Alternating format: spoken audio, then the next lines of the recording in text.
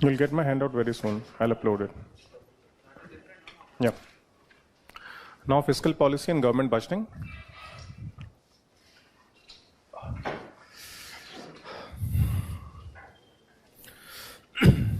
So first of all, we'll discuss certain aspects, about the government budgeting that has been given in the Constitution of India. Then we'll start discussing about the things from the economics perspective. First of all, what is the basic meaning of fiscal policy? It is about the income and expenditure pattern of the government of India.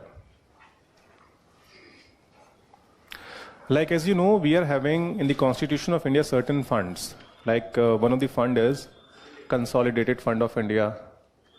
Then we are having one thing called Public Account of India. Then Contingency Fund of India. That two are given under Article 266 and that is given under 267 of the Constitution. So as you know that all these three funds are being having a different purposes in the Constitution. The Consolidated Fund of India is being provided at the disposal of Parliament. If you want to deposit any money or if you want to withdraw any money from the Consolidated Fund of India, then you have to take permission from the Parliament. Okay? In case of this, it is the disposal of executive and that is the disposal of President of India. Okay? So basically this fund, under this you are supposed to provide the income of the government of India, that whatever is being earned by the government of India, you have to deposit it in the Consolidated Fund of India. For example, you are having income by way of taxes, you are having income by way of loans, income by way of fees, fine and other thing. Okay, so whatever is being earned by government of India will be deposited here. And when it comes to withdrawing money from this, again you have to take permission from the Parliament. So basically you cannot deposit and you cannot withdraw even a single rupee from this particular fund without the permission of the Indian Parliament. Okay, and to manage this particular thing, we are having a thing called annual financial statement given under Article 112 of the Constitution, that it is the duty of the, you can say, the President of India, that the government of India should provide the annual financial statement in the Indian Parliament. And as per the convention that we are having, that the annual financial statement is being provided by the government of India generally on the last working day in the month of Feb. Okay, and who will provide it? It is the finance minister who will provide it. So first of all, the word called budget is nowhere mentioned in the Indian Constitution. The word that we are having is what? Is basically this annual financial statement that we are having. Okay, so do remember in the entire Constitution we are not having any word like this budget. We are having a word called annual financial statement that provides about the income and expenditure pattern of the government. So from the constitutional perspective we are having this word, and from the economics perspective we are having this word called fiscal policy. So fiscal is budgetary policy, income and expenditure policy of the government. Okay, so basically in a budget, now we are going to have a budget of 2017-18. So in the budget of 17-18 you will get figures for not just for this year, you will get figure for 16-17 and 15-16 also. So for every budget the government is providing you figures for 3 years. This year is going to start from the month of 1st April. That means the government of India is going to project how much money they are going to spend and how much money they are going to receive in the upcoming year. Okay, so under this you will get a thing called budget estimates. You will get what? You will get a thing called budget estimates. Okay, you can write these things from your own perspective because this is from constitutional point of view, and I think you have already done Article 112 and the other thing in your polity classes. So just for the sake of your references, I'm just discussing it. Okay, the things when it comes to economics, whatever we'll discuss, I'll also provide you in writing. Okay, so 2017-18 you'll get figures in the name of budget estimate. That means the government is projecting how much money they are going to spend and how much money they are going to receive in the upcoming year. What is what? You are estimating. Okay. Now 16-17, which is still not finished, because the budget is being given in the month of Feb, and you are still having the month of March that is still to be finished. That means 16-17 is not completed. Yes or no?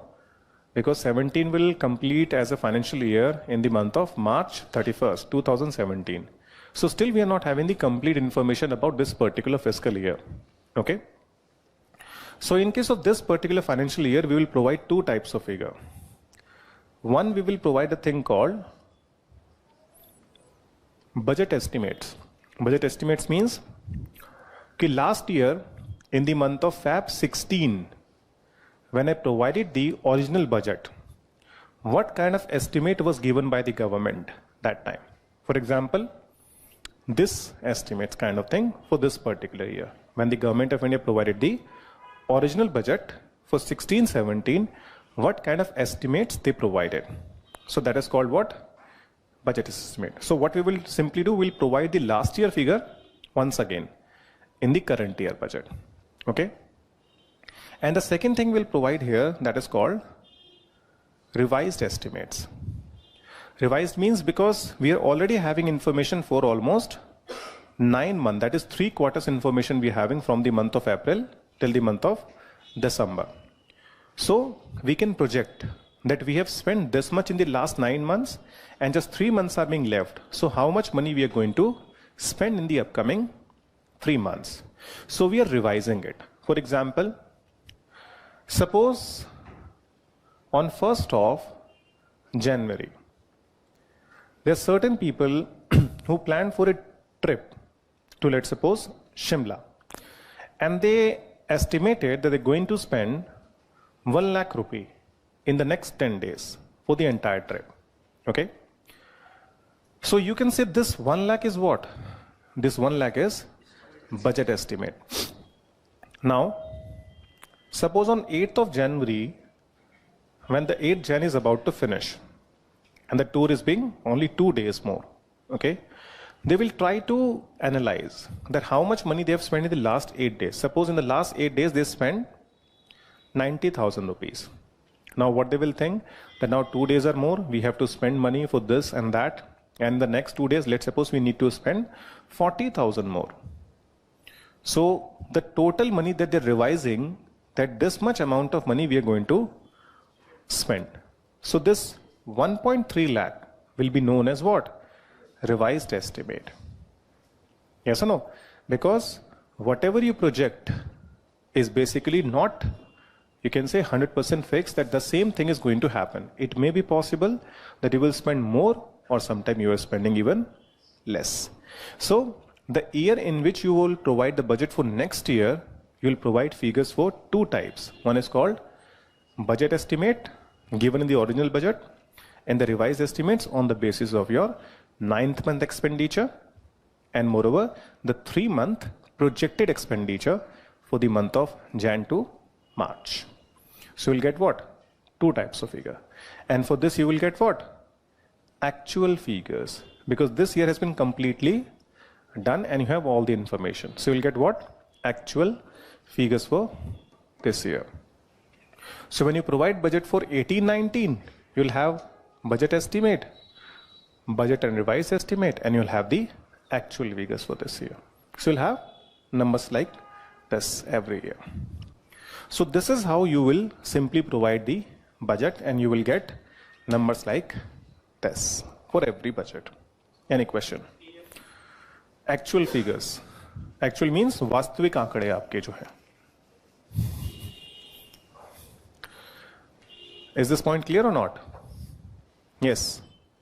Now, do remember, whenever it comes to making budget, though the budget is being provided in the month of Feb, but generally what happened, the budget process generally start from the month of September, October.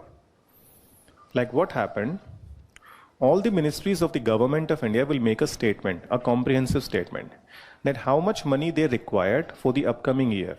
For example, Ministry of Shipping is thinking that they are going to build certain factories for the shipbuilding all across India.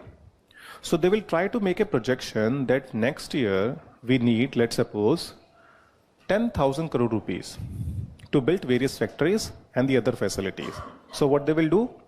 They will make a statement, they will mention the project name, and they will send it to Finance Ministry. Ki sir, in the year of 17-18, we are planning for these things, and for this we need this much amount of money. So please allot this much amount of money from the consolidated fund in the upcoming budget. Okay?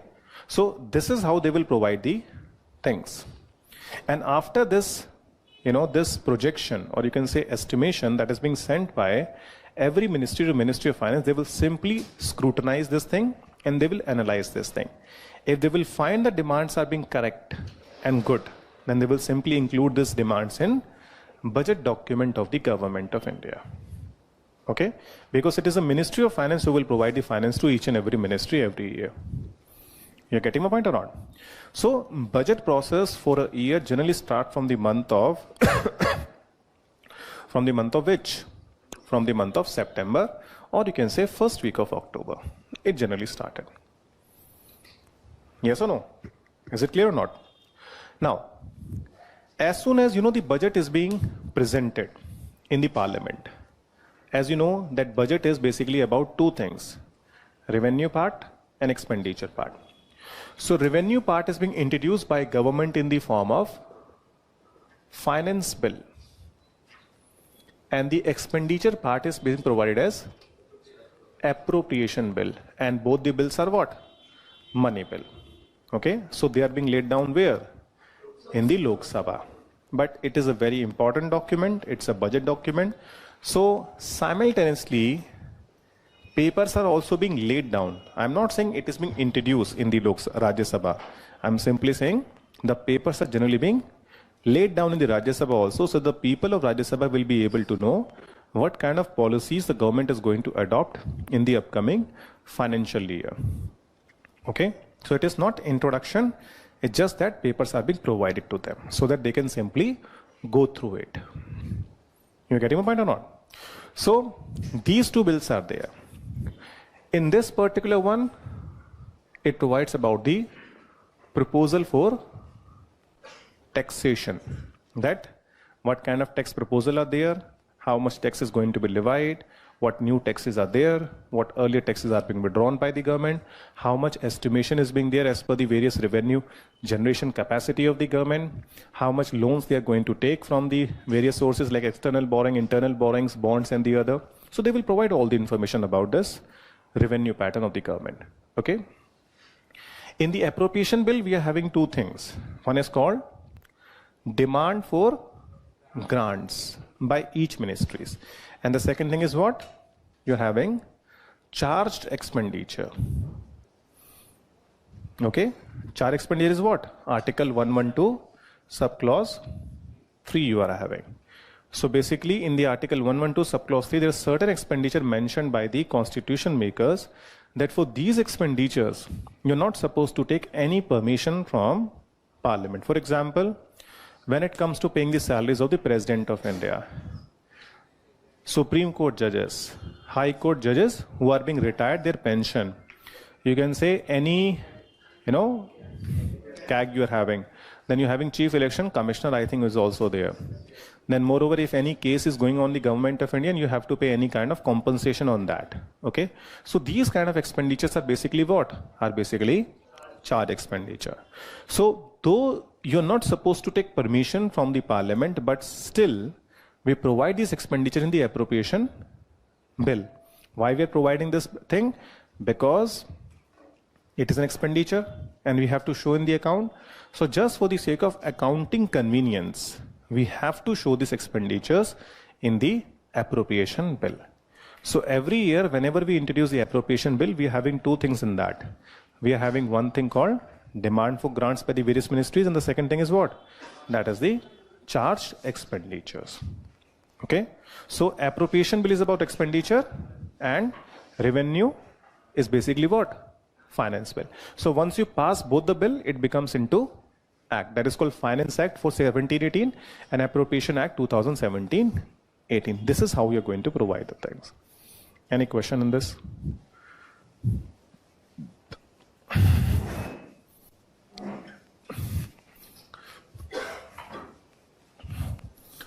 Yes. Any doubt, please? Yes. Yeah. It is not finance bill. It's financial bill actually. Yeah. Is it clear?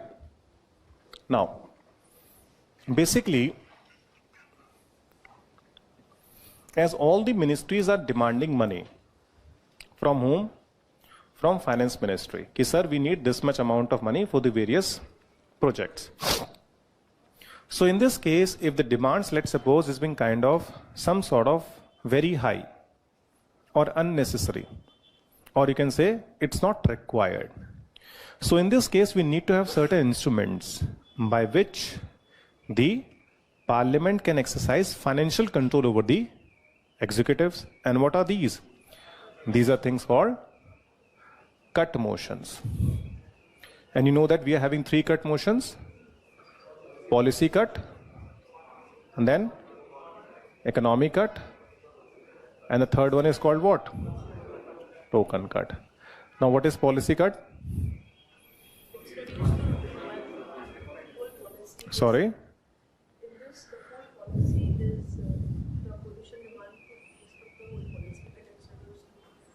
Okay, basically when it comes to, you want to simply stop a complete demand of one particular ministry, and the demand has to be reduced to ₹1. So if this motion is being passed, what happened? The government gets censured, and the government have to prove their majority in the House of Parliament by introducing what?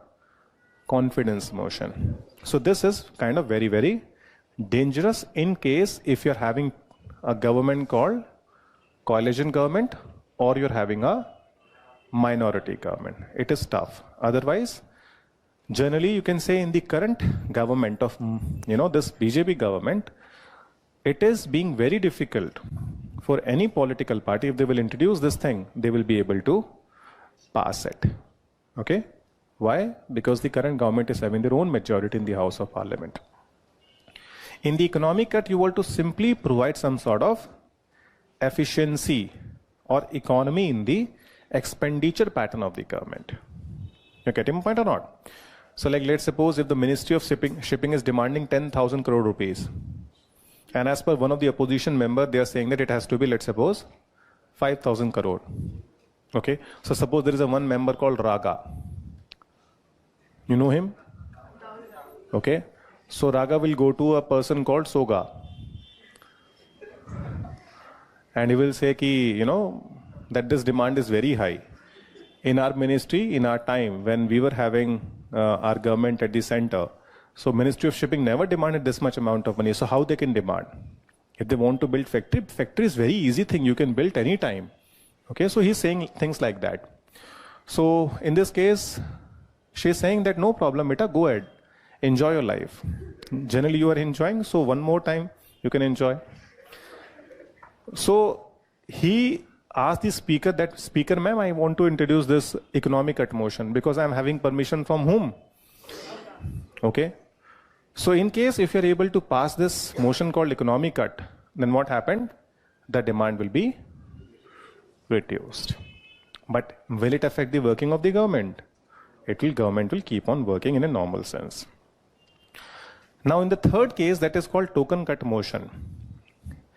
If any member of parliament is having certain reservation about the demand of a one particular ministry, then they can introduce about a thing called token cut, that they want to raise certain questions. Okay. So in this case, suppose if this person is not able to understand that what is actually going on and he want to understand things, then what he will do? He will introduce this token cut motion. That ma'am, I want to introduce this thing. because I'm not able to understand certain demands made by this particular ministry. So this will be introduced and accepted and passed.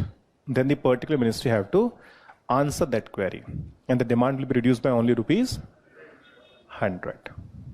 Okay? So token cut and economic cut is not very, dangerous kind of thing.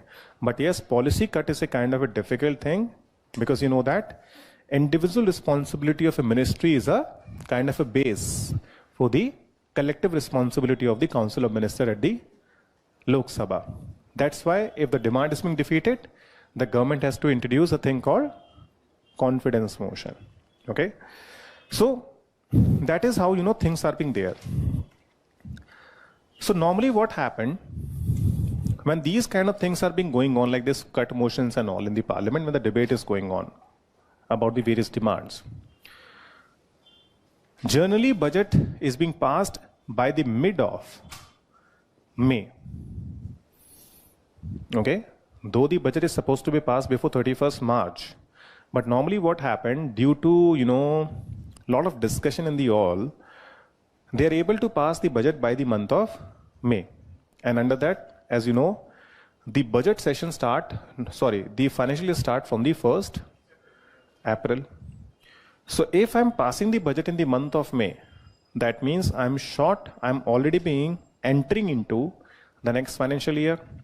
And in the next financial year, if I want to withdraw any amount of money from the consolidated fund, I need to have permission from where?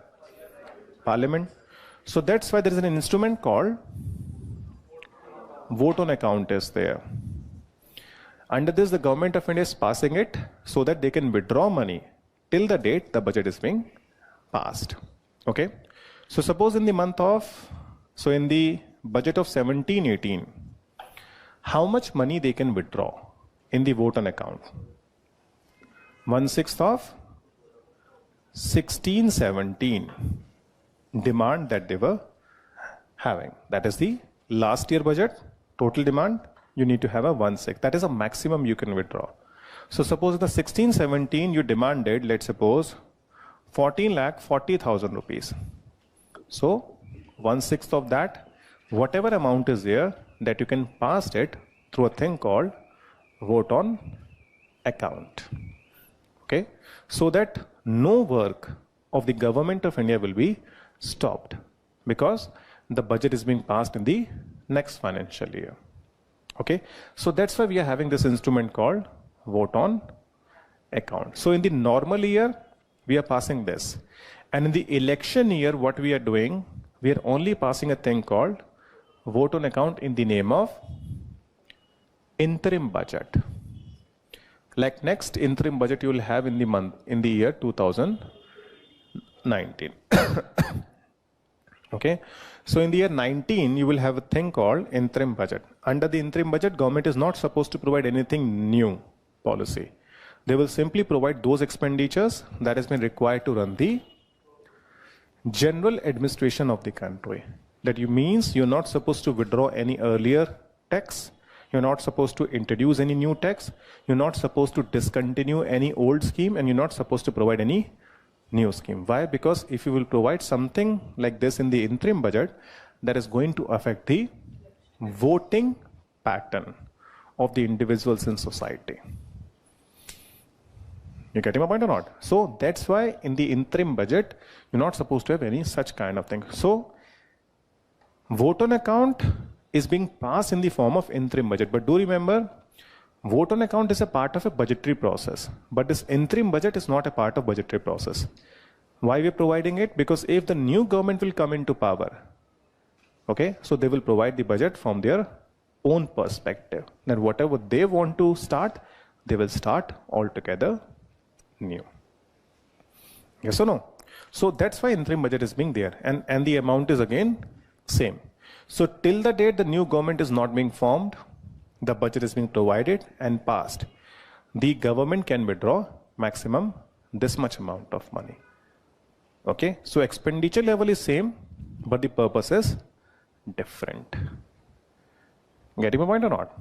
Now, by the mid of May, though we are already being 1.5 months late, still you can say if the government of India is having 75 ministries, they are not able to discuss more than around 25 to 30 ministries demand. Okay, that though they are being passing budget almost 1.5 months late from the financial year, but still they are not being able to discuss the demand of each and every ministry. They are being still short of, you can say, almost 60 to 70% of the ministry's demand. So in this case, due to paucity of time and the need to pass the budget, the government of India will simply club the rest of the demand. Okay, they will simply club the demand and they will pass it. And you know that, known as what? Application of gelatin by the government. So they will do things like that. Okay, and they will simply pass the budget. So that is in brief, that is from your constitution perspective, that has been related to our fiscal policy thing. Any question you want to make? Yes. So the interim budget is only being provided in the election year. Okay. Like last time you had interim budget in the year of 2014 when the election was supposed to happen. Like what happened in this, in the interim budget, government will only provide how much money they are going to spend on the things which is currently going on. They will not introduce any new thing and they will not withdraw any old things, because if you will do things like that, then what happened? Suppose in the MG Narega, Government of India will say that now the every individual of India who wants to have a job in the MG Narega, they will be able to get job for 200 days. Okay? And they will simply say that the wage rate will be now doubled. So in this case, what happened? The people will think that the government wants to do something for us. In this case, their pattern of voting will be affected. So whatever is being going on, just spend on that. Let the new government will come and they will decide what they actually want to do. So if your government will come, you can simply add points to the interim budget and you can provide the altogether new budget. But if the new government will come, what they will do? They will start things from scratch as per their own thinking process, because every political party is having their own way of working. Like as you know that leftist we are having, centrist we are having, rightist we are having in India. So everyone is having a different way of working. So let them decide. That's why the interim budget is just a formality in the election year, you can say. With the government who's in power, they will say, sir, this is the amount that we will spend on the current things.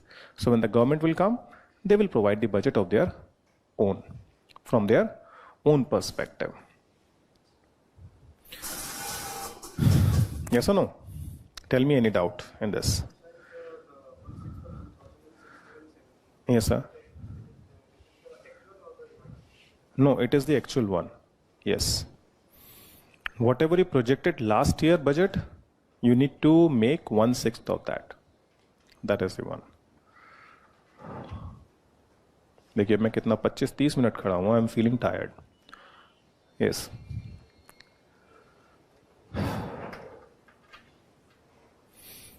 Yes.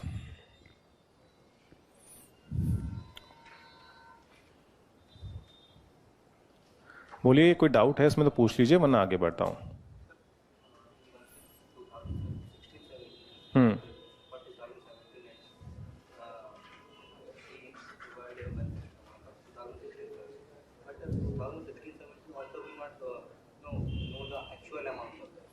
तो sir actual amount से में मतलब भी नहीं है ना.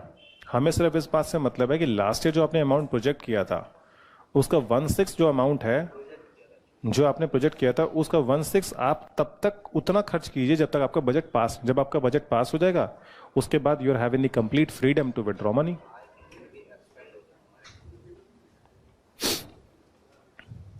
ये तो सब आपने करा ही होगा ना अपनी क्लास के अंदर, vote on account and all. Is it fine?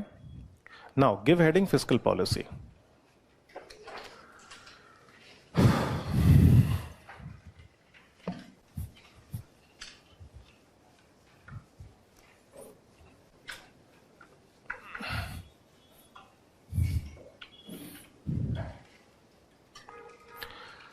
देखिए fiscal policy is basically about the revenue and expenditure of the government. Okay, so if the revenues are greater than the expenditure, then what happened? The government will have surplus. If the revenues are equals to expenditure, you can say government is having no revenue, you can say no surplus, no deficit. So it's a kind of a neutral one. And if the revenues are less than expenditure, that means government is having what? They're having deficit. So normally what happened when the government will have such kind of patterns of revenue and expenditure, when the government will have more revenue and less expenditure, when the development has already been taken place and there is no need to make anything new. You just need to spend money on the maintenance of things. So this kind of fiscal policy you will get in developed countries. And that is being known as what? Contractionary fiscal policy. Okay, this kind of fiscal policies are known as what? Contractionary fiscal policy. This kind of revenue equal to expenditure, these are being known as neutral fiscal policy. And where you are having more expenditure, less revenue, that means you still need to build lot of new things in the economy because you have to spend money. For example, why I need to spend more money? Like suppose if an economy like India is having a lot of infrastructure deficit, like that we have to make rail system, proper roadway system, then we are having electricity, port, airport, so many things we need to make. So if you start spending money on these things, it will take time to build such kind of things.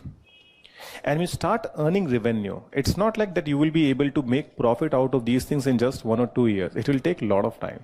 For example, if the government of India is starting a new steel plant of SAIL, so first of all, it will take at least 4 or 5 years to start a steel plant. So first 4 or 5 years, you're going to make a lot of expenditure.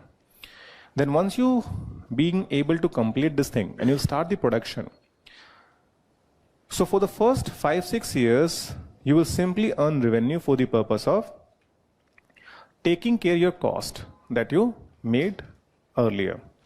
And then after that, you can say you will be able to make profit in the company. So suppose if I'm starting in 16, so in 20 I'm completing, in 2026 I'm reaching to break even. And then I'm earning profits. So for the first 10 years, I will be in deficit. Then I will make what? Some sort of profit or surplus. Is it or not? So till this date, you can say I was spending, now I am earning. So that is a stage of development. And now the development has taken place, so I am in profit. Yes or no? So unless until the country is not being able to make a proper infrastructure for the economy, you can say they normally follow this kind of policy. What? The expansionary fiscal policy. Okay, so when the government expenditures are more than their revenue, the kind of policy is being known as is expansionary fiscal policy of the government.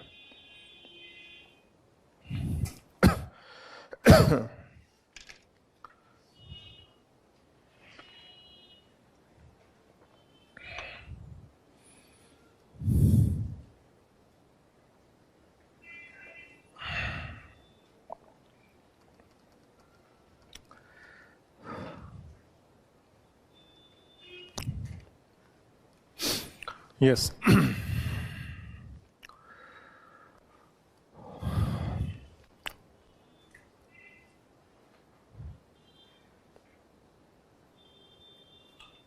इसमें कोई doubt?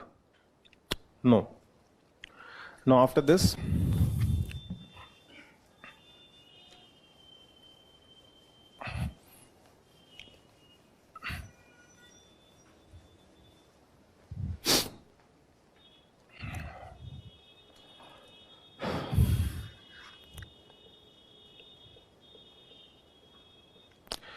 Now, once you introduce the budget, as you're having revenue part and expenditure part. So we are dividing these two things into two accounts.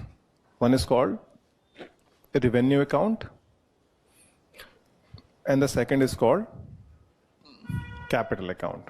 Okay? So revenue part is having two things: revenue receipts and revenue expenditure. And same in case of capital, you're having capital receipts and capital expenditure. Okay? So what is the basic way to bifurcate, the revenue part and expenditure part of the government, or you can say in revenue account and capital account?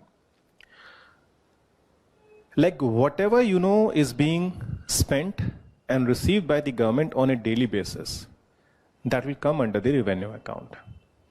And whatever is being spent by Government of India and received by Government of India, you can say occasionally or once in a while, that is a part of a capital account transaction. For example, when any one of you is buying a new car, so car is a one-time expenditure, and that car is going to be with you for 4 years, 5 years at least, or you can say 3-4 years, whatever time it is. So you're not buying new cars daily.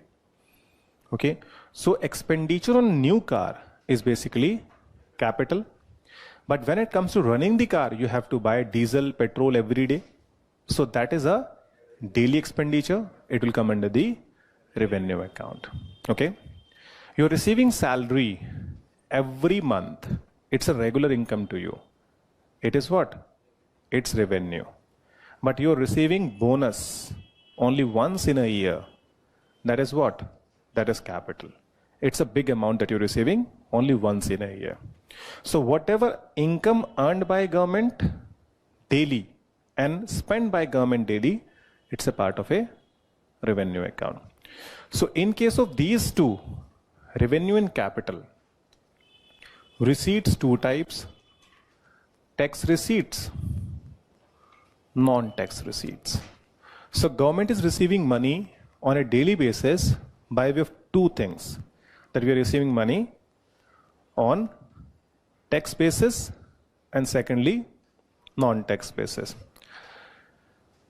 In case of tax basis, we are having income tax, corporate tax, okay, then service tax, custom duty, excise duty. Like these 5 taxes are providing Government of India almost 98% revenue from all the taxes. In fact, more than that. So majority revenue income of the Government of India from taxes is coming from these 5 taxes only: income tax, corporate tax, service tax, custom duty, and excise duty. Okay. In case of non-tax receipts, the money received by Government of India on a daily basis, instead you can say, this taxation thing. For example, we are having fees, fine, toll. Whenever you're going to any national monument like Taj Mahal, Humayun Tomb, you have to pay fees to enter. Whenever you're breaking any police law, okay, you're not following the whatever traffic rules are there, you have to pay fine to the government. Whenever using national highways, you have to pay toll fee. It is not a tax, it is a toll fee that you're paying for the purpose of using the national highway. Then you're having dividend received by Government of India from the various public sector units. Income earned by Government of India as an interest from loan. Okay. Then grants received by Government of India from the foreign countries. Okay. That basically comes under what? Under the non-tax revenues of the Government of India. Okay. So fees, fine, toll, dividend, interest, grants, etc. It's basically part of what? It's a part of a non-tax revenue. Income of UPSC. So that is again fees you are paying, it will come here. No, sir. Grants is not a part of this. If you're receiving loans are part of this. Yes, tell me.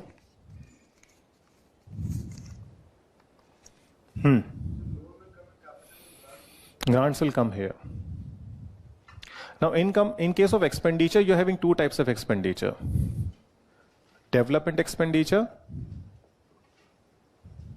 and non-development expenditure. The expenditures done by Government of India on a daily basis, that is leading to what? Development of the economy. For example, we are having what kind of expenditure will lead to development? Maintenance of assets of Government of India. For example, you're having national highway. You have to do the, take care of it by taking care the wear and tear. You are having new buildings, okay? And that building is having some sort of wear and tear. You have to do the, the repairing activities. You have to do the painting and all. You have to maintain things. So whatever amount of money is being spent by Government of India on the repair and maintenance of the assets, it could be factory, it could be building, it could be highway, it could be anything. That is an asset of the Government of India. Because if you're maintaining these things, it is also leading to the development of the economy. Okay? And when it comes to non-development expenditure, it's a long list.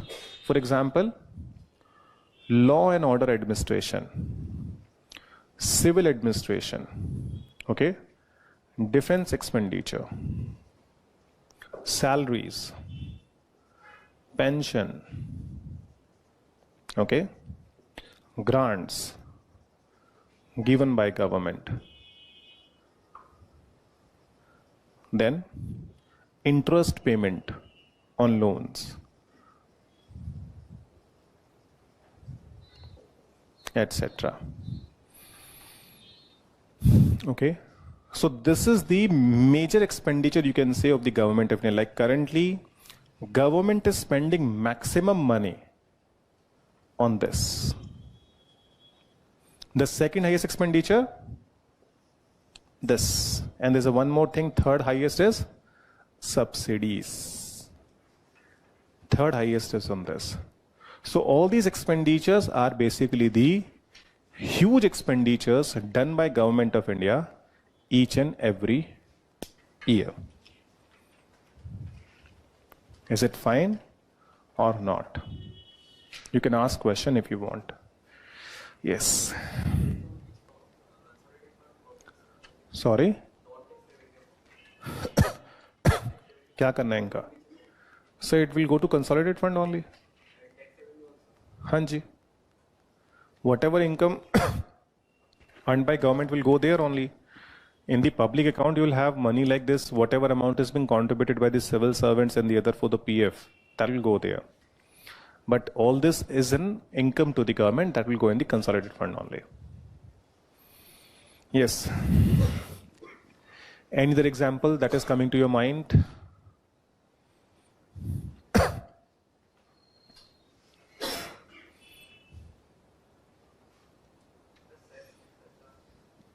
All tax revenue. These are all tax revenues.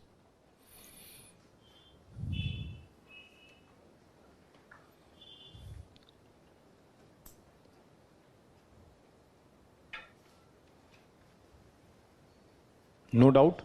Okay.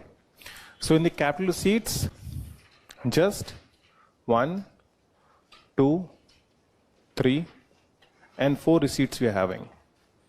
One is what? Loans and borrowings. And that is from both internal plus external sources. Okay? Secondly, in case of receipts, sale of government assets like land, building, whatever. Then recovery of loans will come here. So whatever amount you will recover, the principal amount will come here and the interest amount will come here. Okay. And the fourth thing, that is the disinvestment in public sector units or undertakings. So 4 receipts are there in case of capital account: loans and borrowings, sale of government asset, recovery of loans, and disinvestment in public sector units. Yes or no? Disinvestment means the government of India is selling certain stake in PSUs like ONGC, SAIL, GAIL, BHEL, whatever it is. Okay.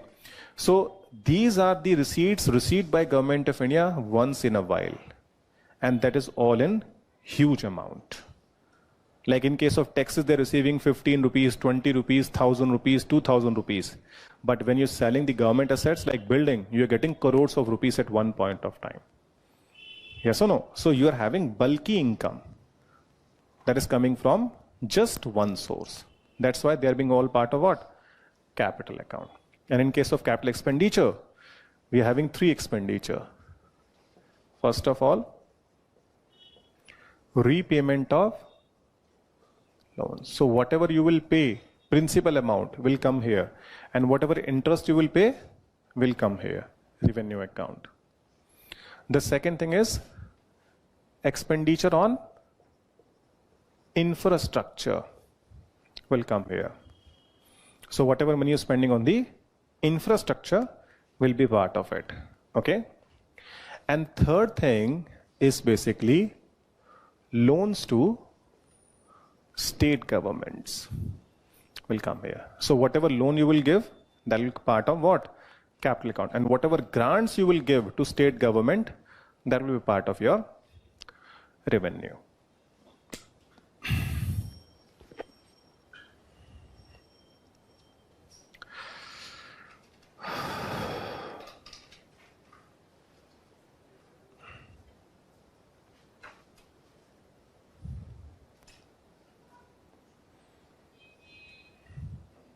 Yes. Any doubt?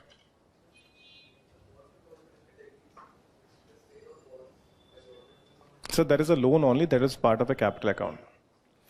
जो आपके loans and borings वाला part है, तो जब government bond cell करती है तो वो लोन्स ही हैं गवर्नमेंट के लिए. It will come here.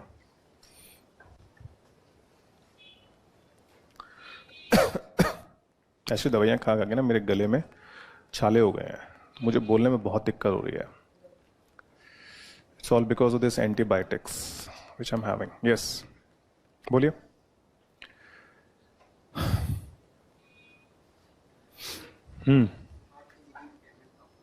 Sorry. Sir, repayment of loans का मतलब है जो पैसे आपने पहले उधार लिए थे, now you have to pay it with interest. So when you pay it back, the principal amount of loan will go in the capital account, and the interest amount of that particular loan will be part of your this revenue. Why I'm saying this thing? Because normally what happened, you know, when somebody, or you can say, like, suppose if I'm taking loan from you and I'm short of cash, so what you will say, Kier, if you're not having complete money with you, then do one thing, just pay me the interest. Keep on paying me interest, and whenever you have the principal amount, pay it to me. तो मैंने कहा ठीक है यार, तुम ऐसा करो, मेरे से हर महीने इंटरेस्ट का पैसा लेते रहो, और जब मेरे पास थोड़ा पैसा इकट्ठा हो जाएगा, I'll give you a big payment, the entire principal amount. So normally what government is doing, they keep on paying interest every month. But when it comes to paying the principal amount, whenever they're having a big income from, let's suppose, one source, let's suppose we sold something, the assets of a government of India. So whatever money I'll receive, I'll pay in one go. Okay? So repayment is basically consists of 2 things, principal and interest. So principal will always come or go in the capital account. And interest that is being coming to the government of India or that is being paid by the government of India will be part of your revenue account. Yeah, we are paying it. Yeah, sometime it is being there. Yes. What else? Please, yes, अच्छे से समझ लीजिए, क्योंकि if you will not be able to understand these things, you are not able to understand the logic, then it will be difficult for you to understand the deficit that I'm going to discuss immediately after this. और deficit समझना बहुत जरूरी है if you want to understand that what is being going on in the economy when you have certain news in the newspaper like deficit itna बढ़ गया है, क्या हो गया है, क्या नहीं हुआ है. So unless until if it is not clear, it will be difficult for you to understand that thing.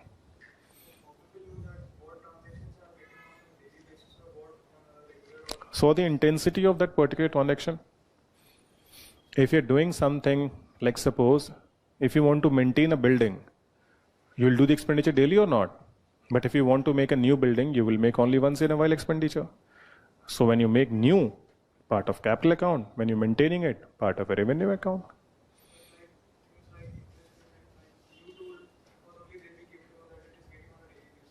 So first of all, government of India will not tell you when they are paying it. Yes or no? They will simply tell you this much amount of interest we paid. And this is the amount of principal that we paid in the last year. That's all. Who will identify? It is the government of India who will identify this thing. We are not the one who will identify. They will say in the last year we paid this much amount of interest and this much amount of principal amount we paid. They will show this thing to you in your in their annual financial statement every year. It is being available on the government of India's website. You can also check it. Yes. What else?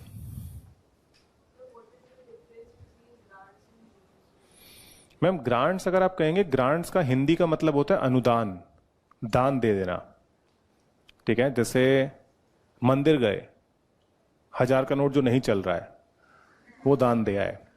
ठीक है, तो जब आप मंदिर में कुछ दान दे के आते हैं, so you expect something that you will get something back from the मंदिर. नो, वो दे दिया, खत्म, वो दान है. बट जब आप किसी को लोन देते हैं तो उससे आप एक्सपेक्ट क्या करते हैं? that person will return the money with interest. So loans is basically a thing that you expected to get back, and grants is basically a thing that you are paying something in as a what? Grant only, दान. जैसे literal language में अगर हम कहें तो मंदिर के बाहर जो बैठे होते हैं कौन होते हैं? मांगने वाले, बेगर्स जो होते हैं, जिन्हें आप पैसा देते हैं, वो क्या है? वो दान है. उनसे एक्सपेक्ट थोड़ी करते हैं कि कुछ वापस देंगे हमें, वो नहीं करते ना. सो दान मतलब दे दिया, लोन मतलब दैट यू एक्सपेक्टिंग कि भैया वो वापस हमें मिलेगा. ठीक है ना. वो अलग बात है कि सामने वाला अगर डिफॉल्ट कर जाए, that's a different thing, but you are expecting कि हाँ भैया हमें वापस तो देते अगर तूने लिया है तो. Okay, yes. Any other doubt?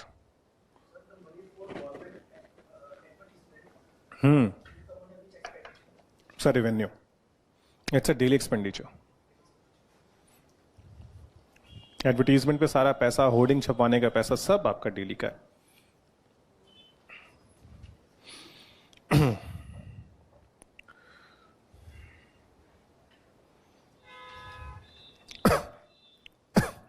Yes. Any other question in this, please ask. And there's one more thing that is called committed expenditure. Committed expenditure वो होते हैं that you're supposed to pay it for sure. For example, you're having this pension thing, your interest payment, that is your committed expenditure that you have to pay.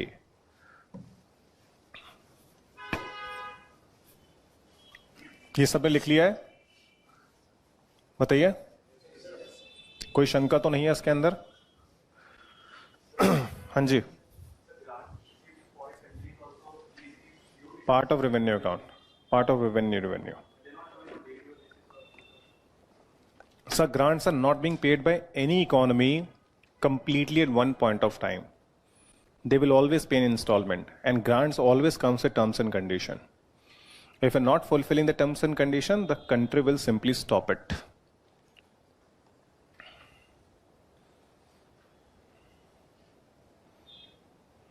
Yes. Is it okay or not? Now, give heading deficits.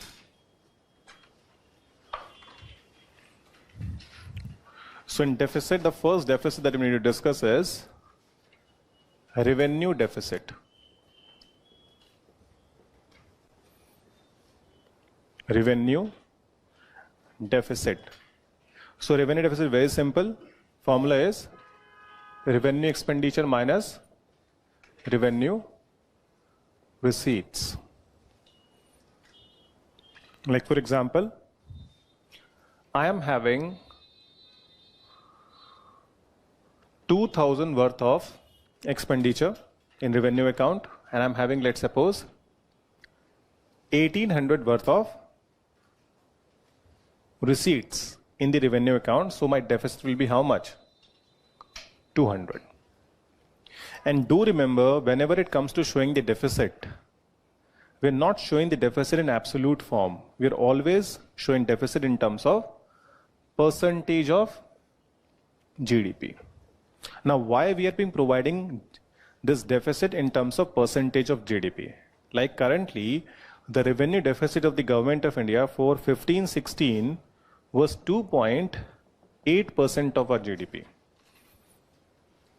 Like take an example here. Suppose there's a one person who is having a company and his name is X. Okay. Now in his company, what he is saying that my company is having a loan on me, or you can say company is having a loan of 1 crore rupees. How much loan the company is having?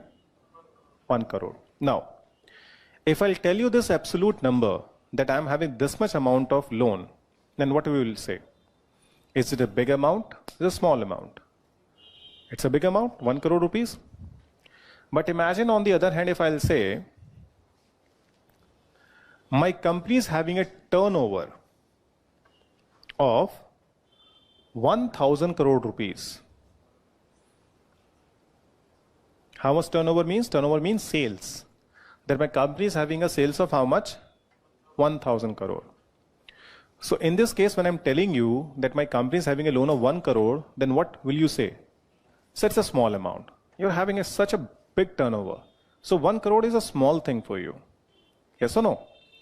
So absolute numbers are not good in terms of knowing the situation of the economy. So in this case, what I can say, if my company is having this much loan on this much turnover, so I'm saying I'm just having 0.1% loan on my company of my total turnover. So by way of this, you can simply conclude it's a very small amount. Yes or no? On the other hand, if I'm saying that my economy is having this much amount of deficit, okay? So deficits are being shown in relation to, you can say, the total output of the economy, that how much output is being there of the economy and how much deficit is being there. So what kind of simple connection we can establish here, that in a given year, to make this much amount of output, the economy has taken this much amount of loan. Okay? So suppose in this case, my economy is having a GDP of 20,000. So what I would say? That the deficit is only 2%. So I have taken a loan of only 2% for the purpose of doing the total production. Yes or no?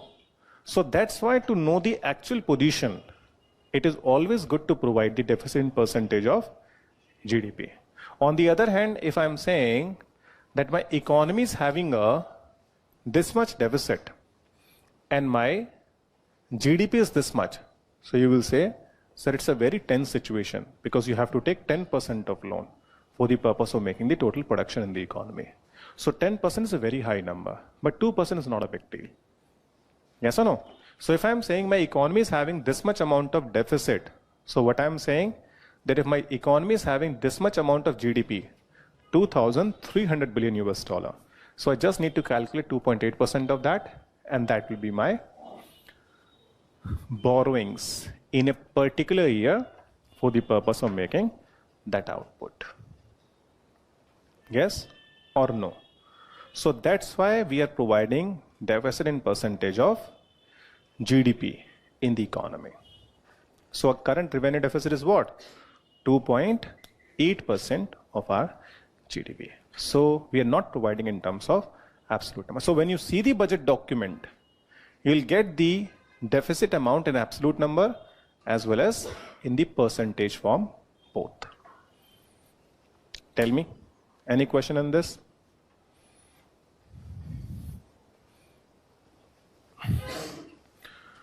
Yes.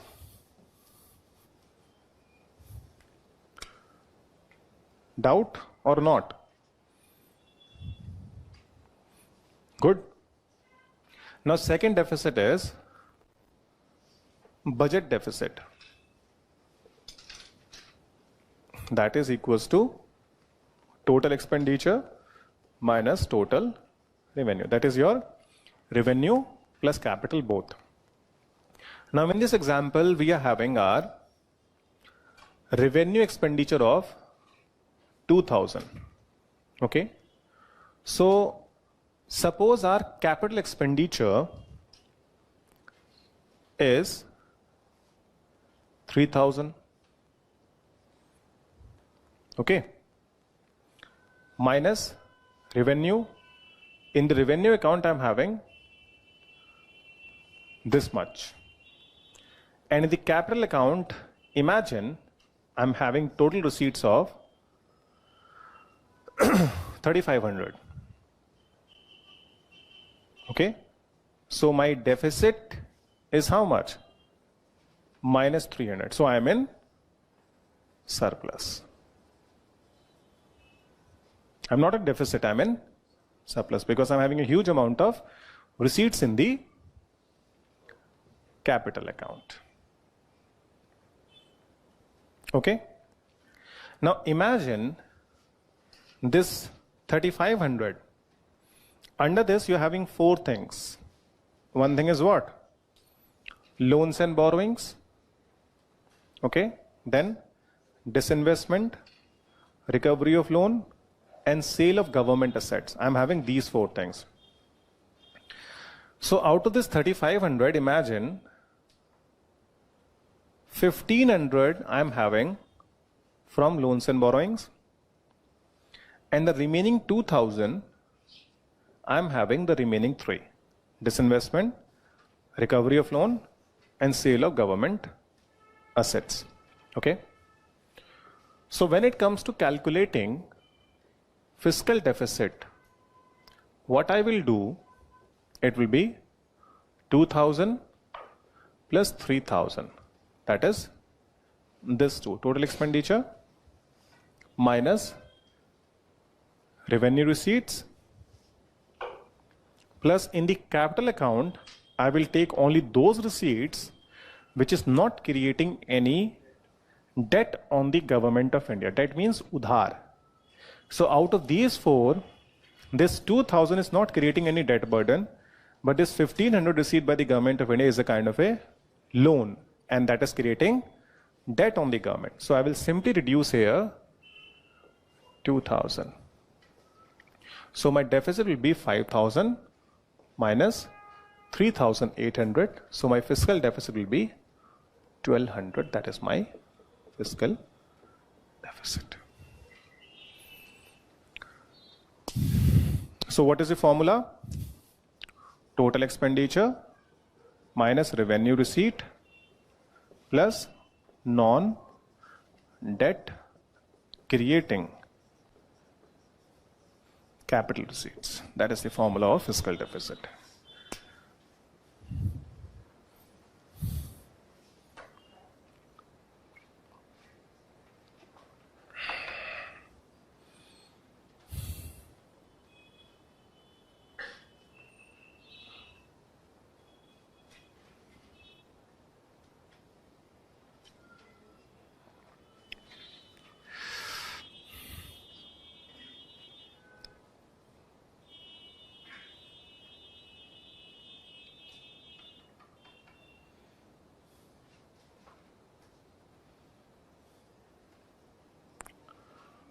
Non-debt creating capital receipts.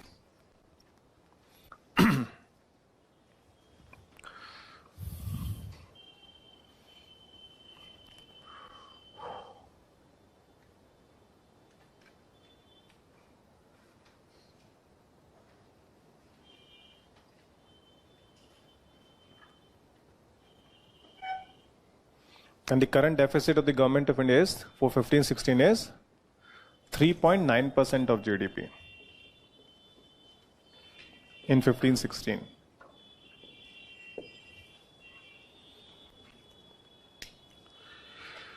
पहले बताइए कितने लोगों को समझ में आया ये fiscal deficit, revenue deficit and this budget deficit? सबको समझ में आ गया? किसको समझ में नहीं आया ये बताइए? और किसको नहीं आया? आपको नहीं आया? ठीक है, मैं समझाता हूं, रुकिए.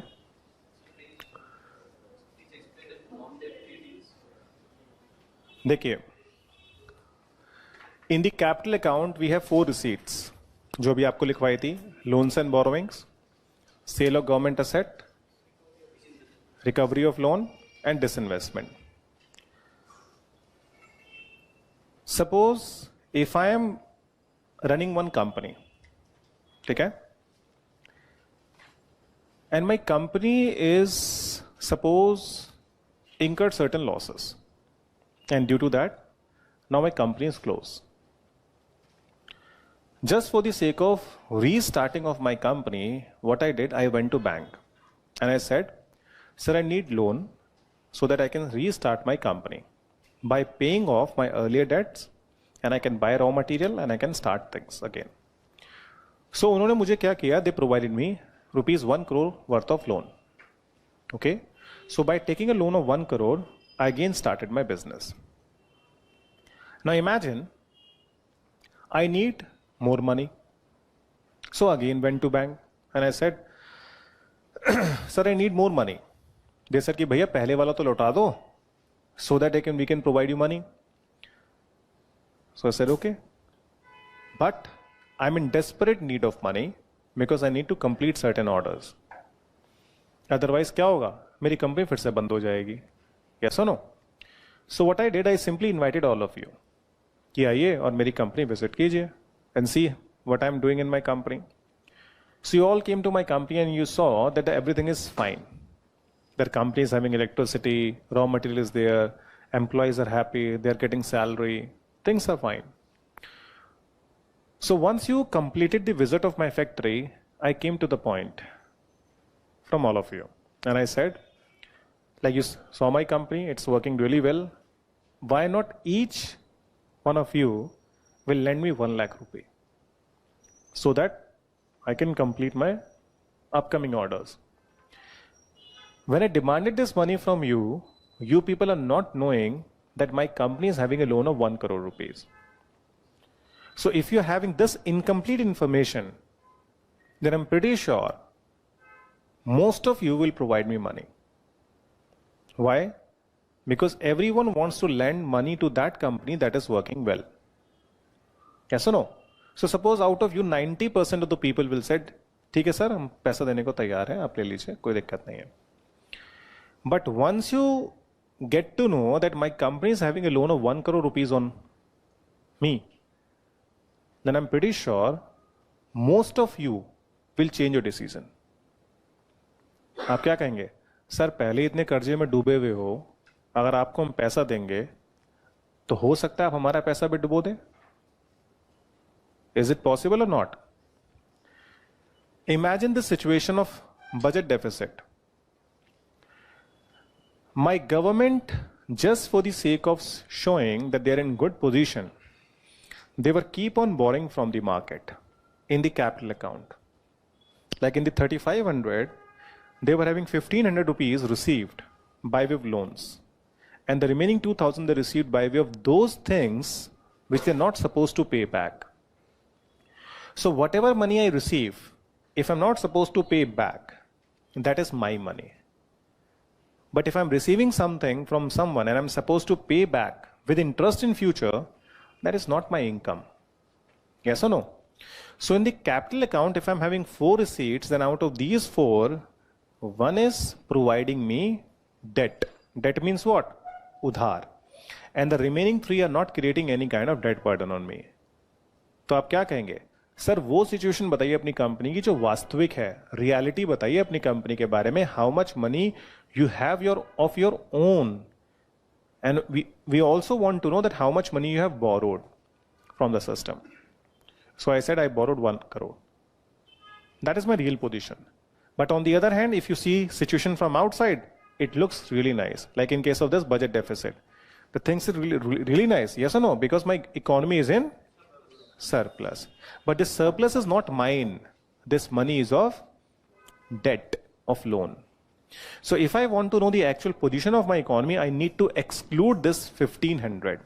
And that's why in the fiscal deficit, what I'm doing, I'm taking only those receipts of the government of India which is not creating debt burden on them.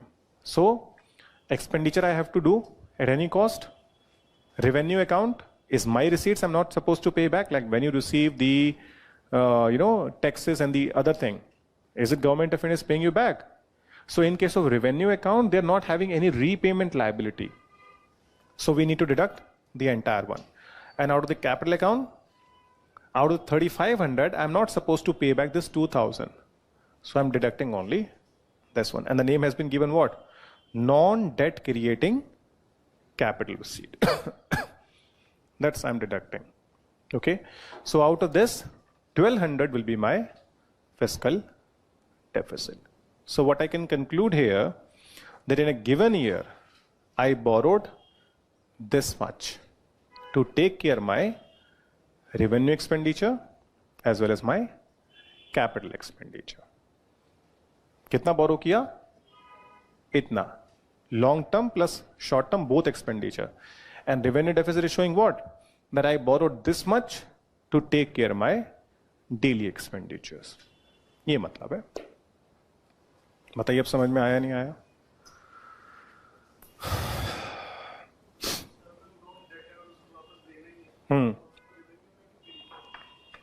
Sir revenue में कहां लिया हमने?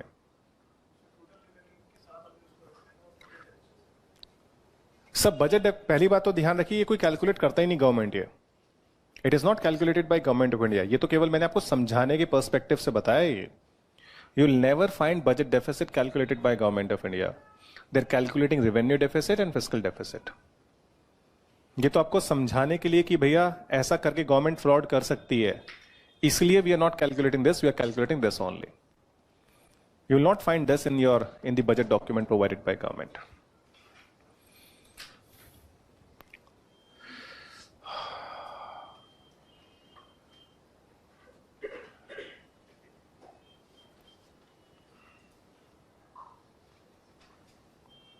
बोलिए कोई डाउट है तो इसमें?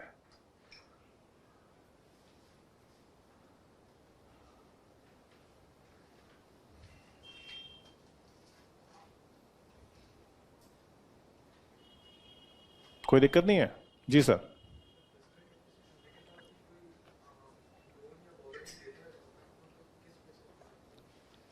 Sir ये 1200 ये लोन्स के तो दिखा रहे हैं हम आपको.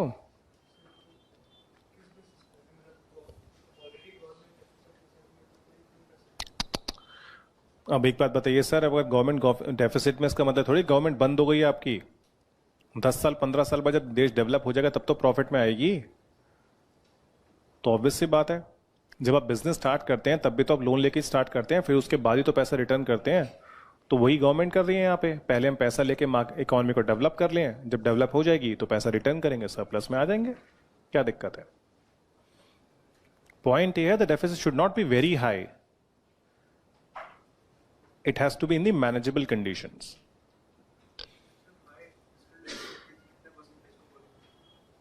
No hard and fast definition. But normally you can say 5% is quite high. It should be less than 5.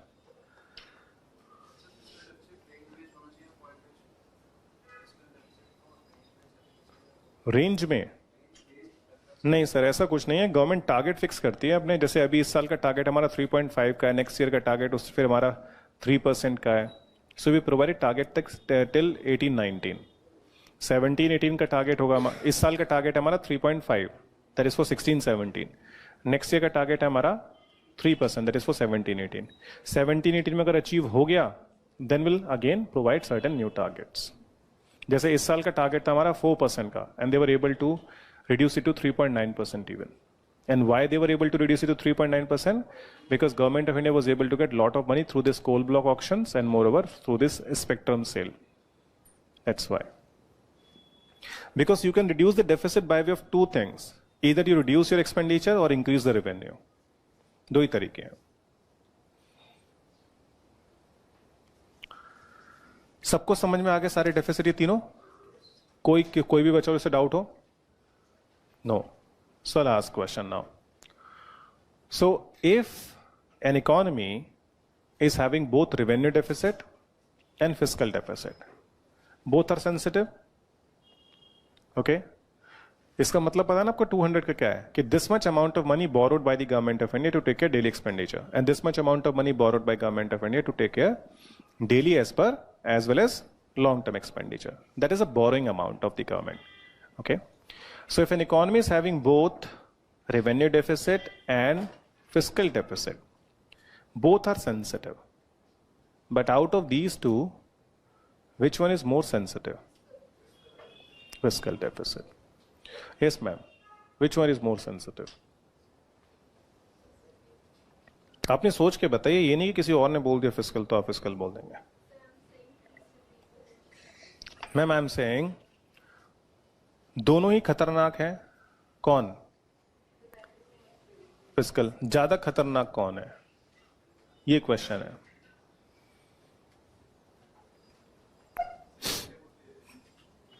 Sensitive would be revenue. Why so?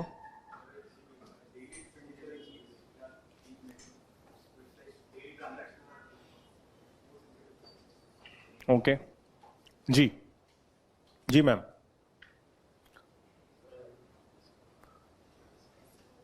Fiscal deficit को वैसे बोलते हैं हिंदी में राजकोषीय घाटा. हाँ सर, कौन सा ज्यादा खतरनाक है? रेवेन्यू. क्यों?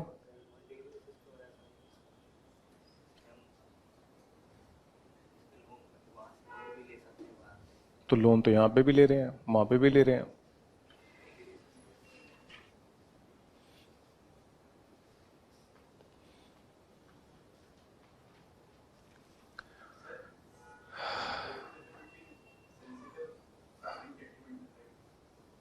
सुन लिया आपका answer.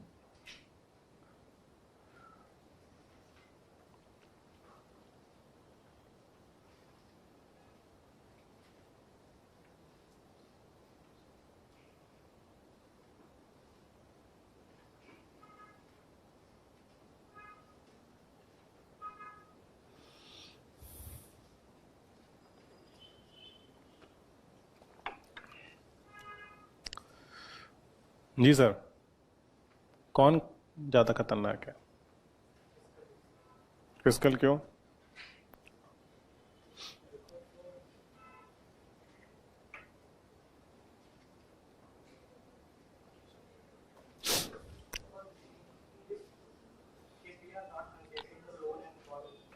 Hmm hmm in the revenue one.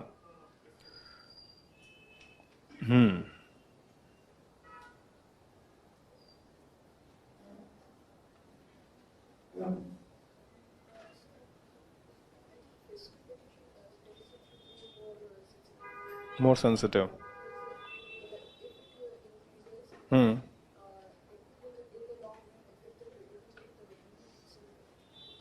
Okay.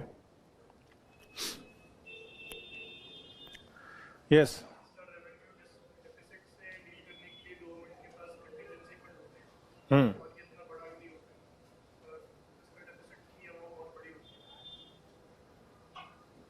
जी दादी, विच वन? क्यों रेवेन्यू डेफिसिट? डेली बेसिस पे. ओके. कितने लोग कहते हैं फिस्कल डेफिसिट? हाथ खड़ा कीजिए. कितने लोग ऐसे हैं इनको पता ही नहीं है क्लास में हो क्या रहा है? क्योंकि दिख रहे हैं दो चार तो हैं क्लास में, दिख रहे हैं, मुझे पता नहीं क्या चल रहा है, कुछ तो करवा रहा है यार, पता नहीं.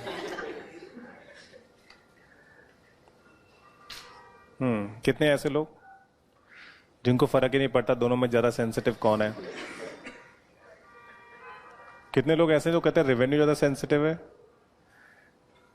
मतलब 1/4 के आसपास। जी मैम, कौन सा है? फिस्कल, क्यों? It includes. अच्छा मैम, गाड़ी कौन सी है आपके पास? घर में गाड़ी कौन सी है? स्कूटी है, कोई बात नहीं, उसमें क्या है तो सही कुछ ना कुछ। गाड़ी नहीं ली अभी तक? कौन सी? स्विफ्ट है ना, अच्छी गाड़ी है, कोई दिक्कत नहीं है, मारुति की तो सारी गाड़ी अच्छी है। अच्छा, कौन सी गाड़ी खरीदना चाहते हैं आप? नहीं, अगर आपको चॉइस दी जाए तो ऑडी। कौन सी? A3, A4, A5, A6 या A8, या फिर आपको Q7 उसमें ज्यादा पसंद है? सेडान या SUV?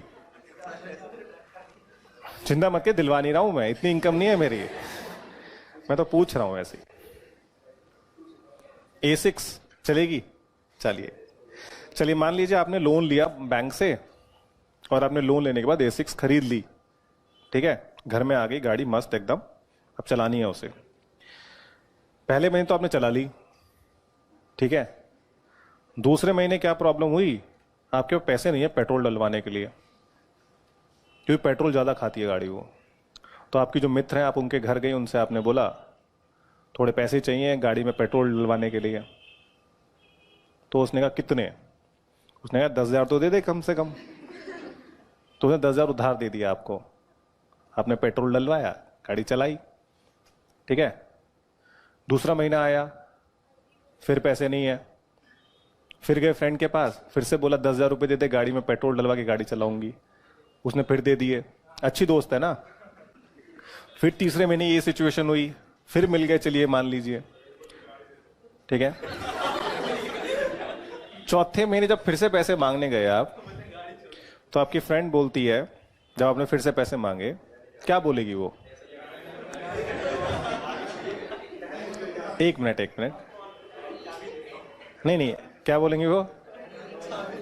नहीं, गाड़ी नहीं मांग रही वो आपसे। एग्जैक्टली, वो आपसे कहेगी जब गाड़ी मेंटेन करने के लिए पैसे नहीं थे तो गाड़ी खरीदी क्यों तूने, यही तो कहेगी। अब देखिए ये क्या है, ये है रेवेन्यू डेफिसिट। ये गवर्नमेंट के डेली के इनकम और डेली के खर्चों का घाटा है। दैट मीन्स अगर आपने लोन से गाड़ी खरीदी, it's not a bad decision because it's an asset that you are buying once in a while. But if you're not being able to earn on a daily basis this much amount by which you can run your car on a daily basis, that shows a very, very critical condition. घर खरीदना loan से गलत बात नहीं है, but जब घर का खर्चा चलाने की बात है तो उसके लिए आपको लोन लेना पड़े, that is a very critical thing.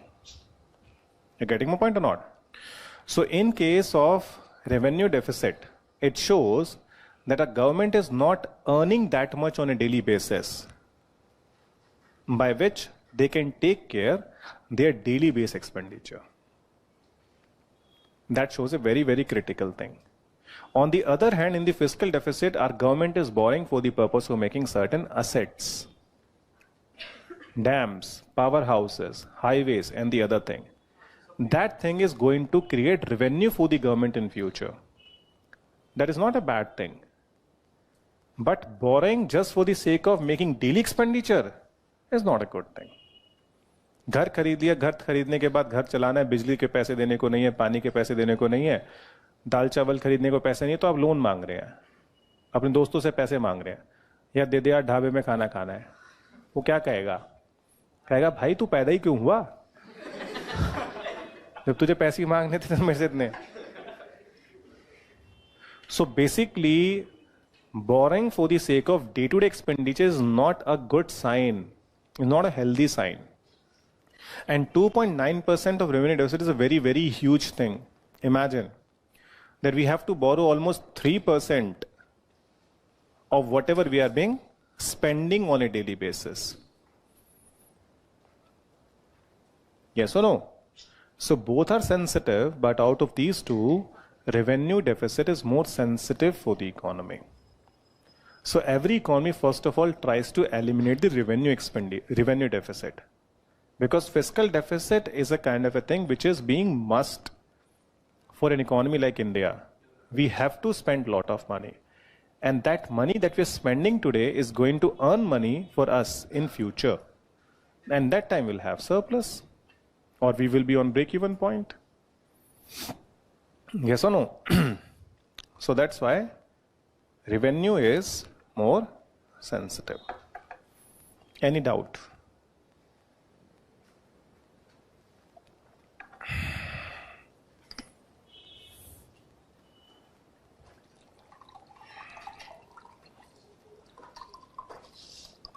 No doubt? Then take a break.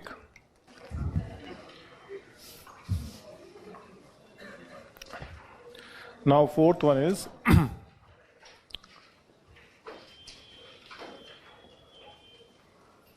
primary deficit. So the formula for primary deficit is fiscal deficit minus interest payments. Now, in our example, our fiscal deficit is 1200, and interest payment, as you know, is a part of what? Is a part of a revenue expenditure. Okay. So suppose out of this 2000, 400 is basically interest payments. Okay. So we'll simply deduct 400 from here, and our primary deficit will be how much? 800. So primary deficit is basically fiscal deficit minus interest payments. Yes. Now tell me, what is the meaning of this 800? Formula is fiscal deficit minus interest payment. So what is the relevance of this primary deficit? That is a principal amount that you have to pay back.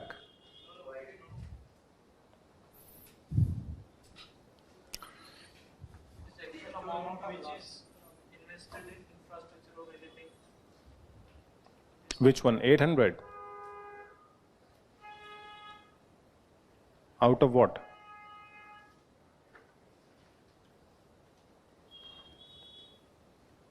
You don't have to pay interest. It is an actual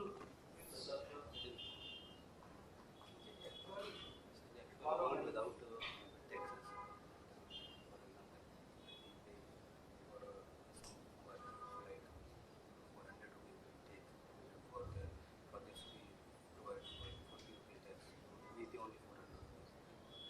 Okay, yes.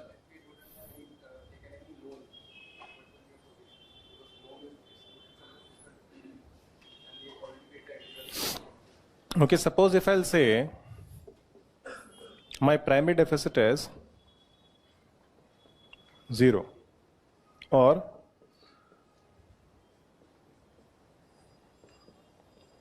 this one, or imagine, so I'm having 4 choices: 800, 0, 1100, or 600. Tell me, out of these 4, which one is best for the economy? 0.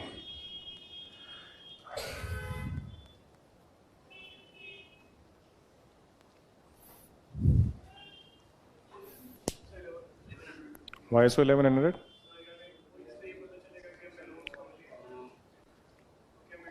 So loans तो 1200 के लिए ही लिए हमने. It's a kind of where?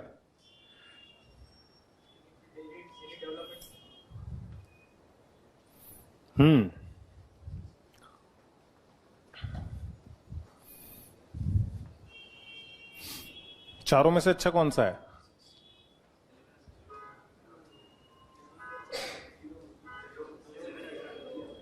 $1100.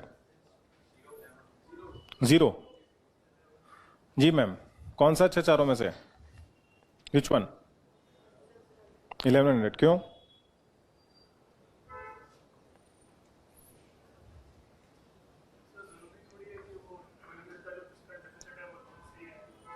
Sir उसका मतलब ही ये है ना, this much amount of money I borrowed to take care my expenditure, ये वही तो बता रहा है ये। तो सर वो किए तो हैं, बाकी ये किए तो हैं, जो मेरे पे इनकम आई थी वो कर दी है, जो नहीं हो पाया उसके लिए लोन ले लिया। अगर मान लीजिए मुझे घर बनाना है और घर बनाने के लिए मुझे I need 50 lakh rupees and I am having 30 lakh rupees with me, so I am simply taking 20 lakh rupees as a loan. यही तो किया है।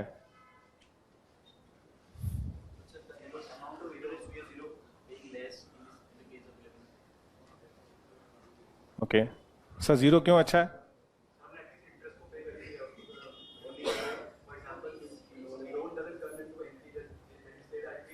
सर यहाँ बैंक पॉइंट ऑफ व्यू से मत देखिए आप, एनपीए एनपीए छोड़ दीजिए।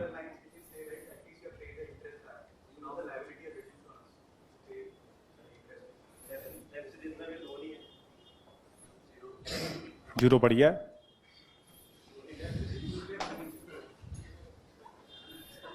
क्या कहते हैं? जीरो अच्छा है, जिसे कहते हैं दाग अच्छे हैं।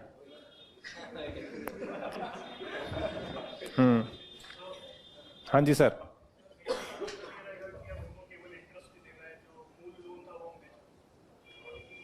सर मूल लोन तो नहीं दिया ना अभी, तभी तो इंटरेस्ट पे कर रहे हैं सिर्फ, जिससे हमें आगे की डेट मिलती रहे आराम से, तारीख पे तारीख।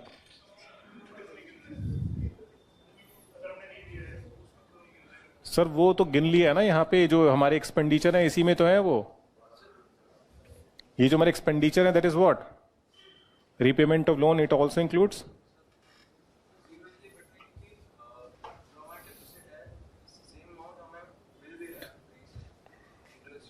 कैसे, जरूरी थोड़ी है कोई इंटरेस्ट पेमेंट तो रिसीव 100% होगा साथ में। हाँ मैं तो डिफॉल्ट का नाम ही नहीं ले रहा sir.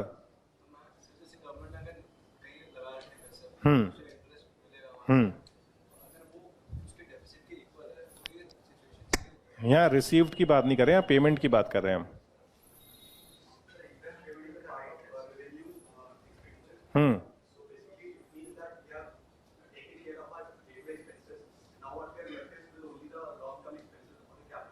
Hmm so which one is better? Zero is better, good, very good. 1100 बदल दिया आपने तो, अभी तो जीरो पे थे आप। ऐसा थोड़ी होता है। 1100 क्यों?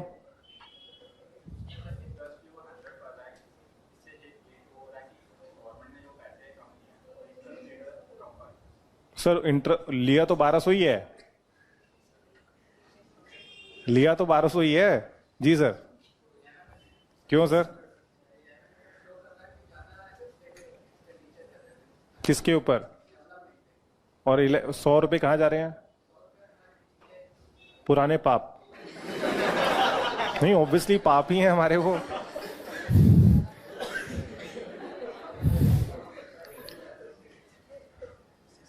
कितने लोग कहते हैं जीरो इज गुड? हाथ खड़ा कीजिए। इधर उधर मत देखिए, अपने आप को देखिए केवल, ये मत देखिए कितने हाथ खड़े हो रहे हैं, उसके हिसाब से खड़े कर रहे हैं। कुछ नीचे हो गए? हाँ जी, जीरो वाले इतने हैं। कितने लोग कहते हैं 1100 इज गुड? ज्यादा 1100 वाले हैं। कोई ऐसा भी 600 वाला हो, मिडिल पाथ, बुद्धिस्ट अप्रोच। 600 वाले कितने? एक। सर इकोनॉमिक्स में मिडिल नहीं चलता, या तो राइट या लेफ्ट। 600 तो नहीं है सर बिल्कुल भी। जितने लोग कह रहे हैं जीरो वो गलत है, जो 1100 कह रहे हैं दे आर करेक्ट। देखिए, as you know that the government of India borrowed this much for long term as well as short term expenditure. If I am paying only 100 as an interest, that shows, as you were saying, that 1100 is being used by government of India on the various developmental aspect of the economy. And in case if it is zero, that means I am borrowing only because I need to pay interest. And that show a very critical situation. Yes sir, yes और no? या फिर अगर आप इस तरह से लेते हैं कि primary deficit plus interest payment is your fiscal deficit, ठीक है? या फिर आप इसको ऐसे भी ले सकते हैं, fiscal deficit equals to primary deficit plus interest payment, कि whatever deficit is being there, okay, that means you money that you utilize for the purpose of developmental purpose, and the remaining money you use for the purpose of interest payment. So if it is, you can say, high, it shows that the government of India has borrowed very less amount for the purpose of what? Interest payment.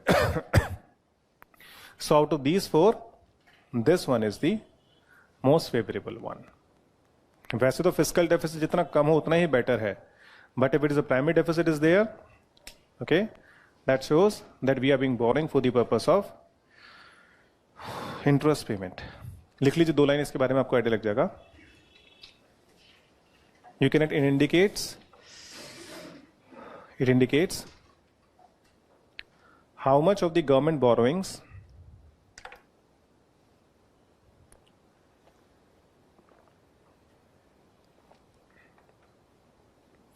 how much of the government borrowings are going to meet expenses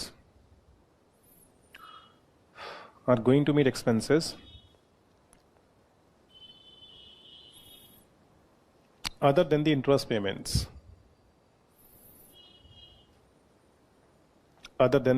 payments, full stop. The difference between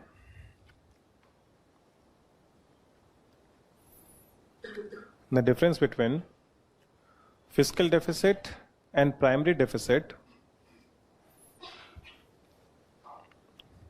the difference between fiscal deficit and primary deficit shows the amount of interest,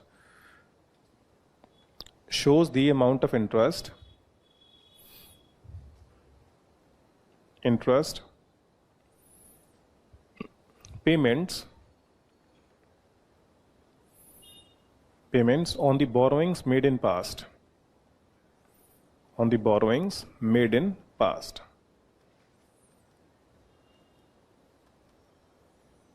Full stop. So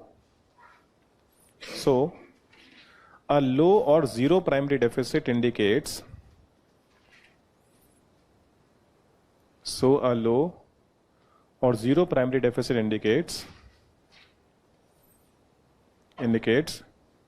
that the interest commitments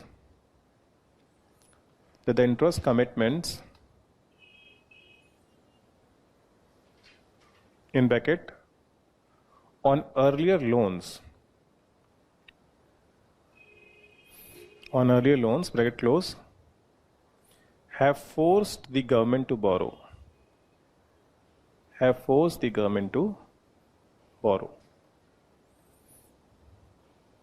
Full stop.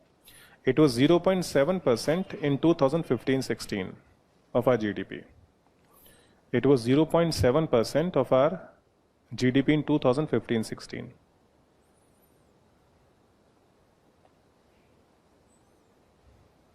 So you can imagine how much amount of money has been paid by Government of India as an interest. As I said, interest payment is the largest liability of the Government of India in the previous financial years, that we have paid the maximum money on interest. In fact, our government is spending more than on interest, is spending more amount on interest in comparison to defense also.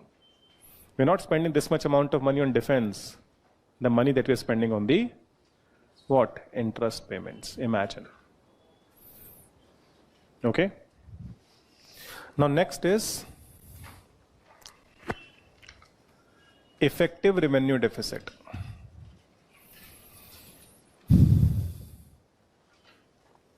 Effective revenue deficit.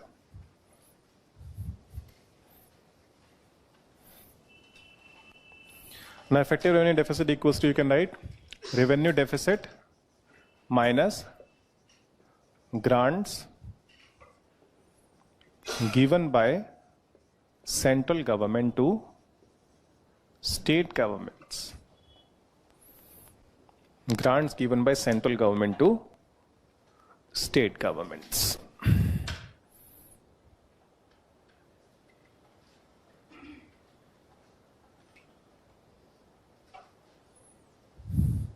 You can write it is 2% of our GDP in 15-16.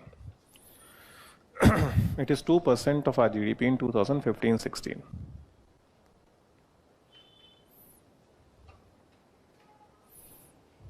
Now, anyone was able to understand this particular one? Revenue deficit, effective revenue deficit. देखिए point यहाँ पे ये है कि in case when it comes to paying the money as a grant to state government, we are including this as a part of a revenue expenditure. But when this money that has been received by state government as a revenue, you can say as a grants from central government, it is being utilized by the state government for the purpose of creating capital assets. For example, roads, dams, highways, these kind of thing. So on the part of central government, it's a revenue expenditure because it's a grant. But it is used in the economy as a capital expenditure only. So that's why if you want to know effectively how much money is being spent by government of India on a day-to-day basis for its own expenditure, that's why we are calculating this effective revenue deficit. So that we'll get to know this much amount of money has been borrowed by government of India for the purpose of their day-to-day expenditure. And the remaining you can say is being borrowed by government of India for the purpose of providing grants to state governments. That's why effective revenue deficit is being calculated. Is it fine? Now next is monetized deficit.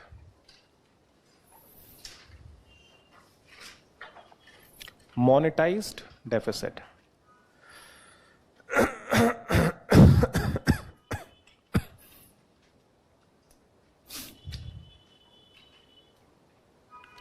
देखिए monetized deficit is basically suppose out of this 1200, if 200 is being paid by RBI to government of India by printing new currency.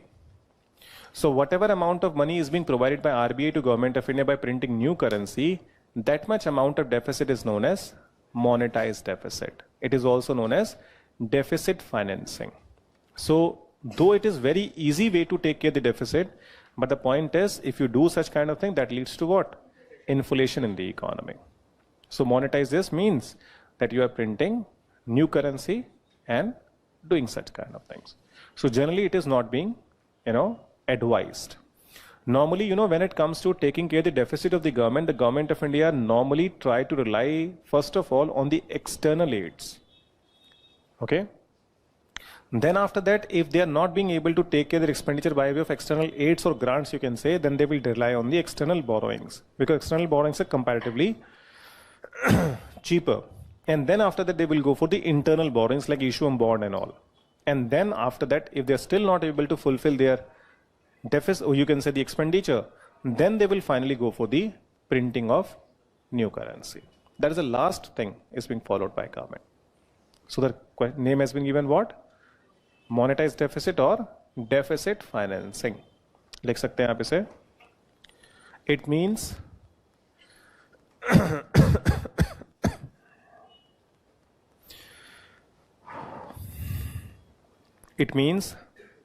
net addition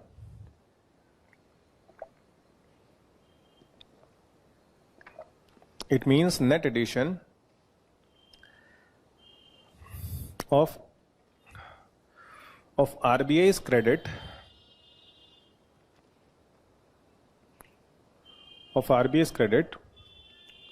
to the government in the overall market borrowings of the government.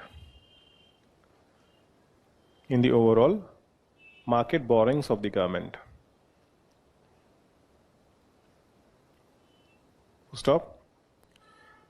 Government borrowing program means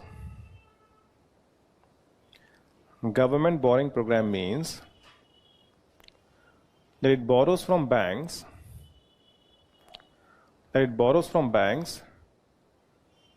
and financial institutions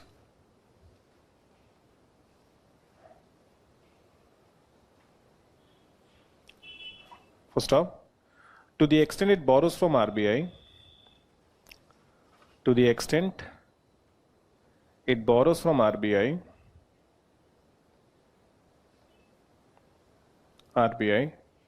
comma, there is a creation of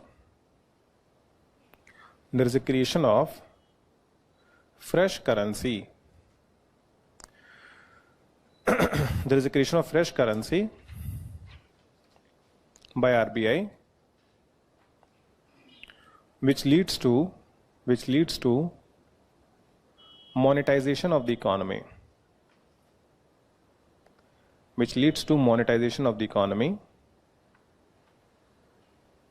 and hence it is called as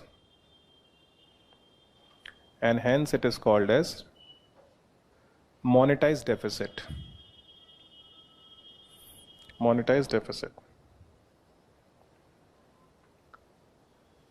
First stop, it can also be called as deficit financing.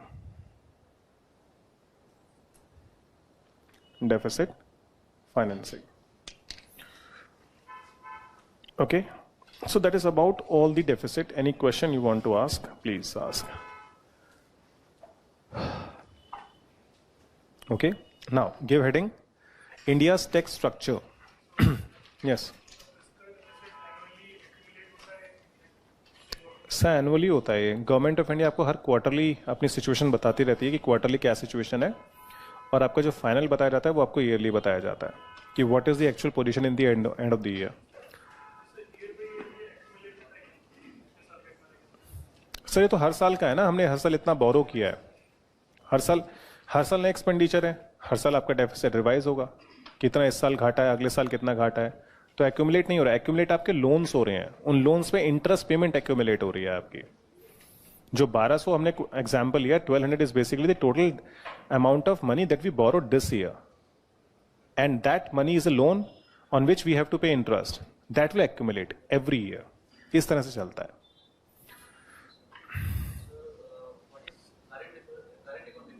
Sir will discuss in foreign trade, वो तब discuss होगा, अभी नहीं होगा. Yes, no question, then give heading India's tax structure. So we need to know what kind of taxes are being there in the Constitution of India and what is the distribution pattern. Okay, so whatever things I'm providing you, okay, please उसको एक बार bare act से check कीजिएगा अपने. Whatever bare act, you know the constitution का जो आपका bare act है, मतलब जिसमें आपके कॉन्स्टिट्यूशन केवल आपके आर्टिकल्स लिखे होते हैं, आर्टिकल 1 2 3 4 5. जो आप पढ़ते हैं वो बुक्स हैं, जैसे आपकी डी बसु हैं, लक्ष्मीकांत है, these are the books of polity. I am saying the bare act of the constitution of India. Okay, under that you will only have the provisions of the articles of the constitution, their sub sections, and moreover you are having certain amendment जो भी आपकी हुई हैं. You can get on the ministry of law and justice की website पे, free है आपका. ठीक है, हाँ, मतलब आपको कॉन्स्टिट्यूशन ऑफ इंडिया की गूगल पे ऐप्स पे मिल जाएंगे. ठीक है, तो उस पर आप जो आर्टिकल्स आपको बताऊंगा, जो नंबर्स आपको बताऊंगा, उन पे एक बार चेक कर लीजिएगा क्या क्या चीजें लिखी, उनको पढ़ लीजिएगा ढंग से, so that the things will be clear to you. Okay, पिछले बैच में बोला था, किसी ने नहीं पढ़ा, आपसे रिक्वेस्ट कर रहा हूँ, पढ़ लीजिएगा, आप ही के लिए फायदा है, आपकी ही नॉलेज बढ़ेगी, आपको ही पेपर में फायदा होगा. सब bare act is simply, bare act is basically anything that is, जैसे आपके गवर्नमेंट ऑफ इंडिया कोई एक्ट पास करती है ना, तो उसमें आपके सेक्शंस होते हैं, बस वही सेम टू, इतना पतला सा होता है आपका बेयर एक्ट. हाँ जी, BARE. ओके, लॉयर नहीं है कोई क्लास में हमारी, कहाँ गए? तो उनको तो पता होगा बेयर एक्ट क्या होते हैं, है ना सर? चलिए लिख लीजिए, India's tax structure. Under this you can give sub heading taxes as per Indian constitution. Taxes as per Indian constitution.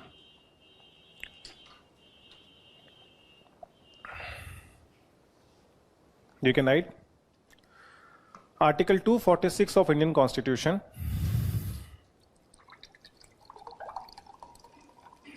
Article 246 of the Indian Constitution distributes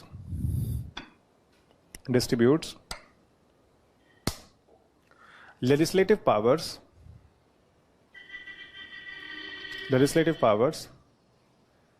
including taxation,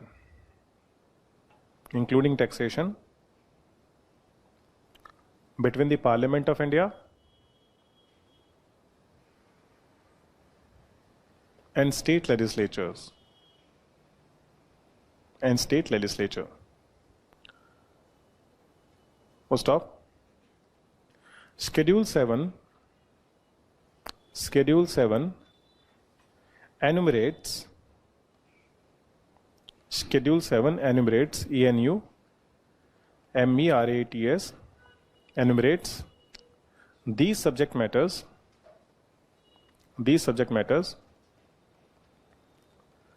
with the use of three lists.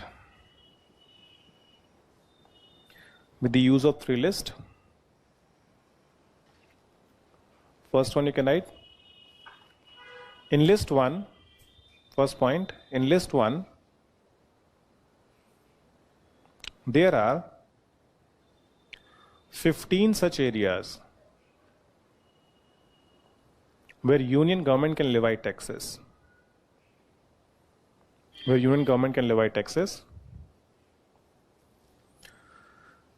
Like income tax,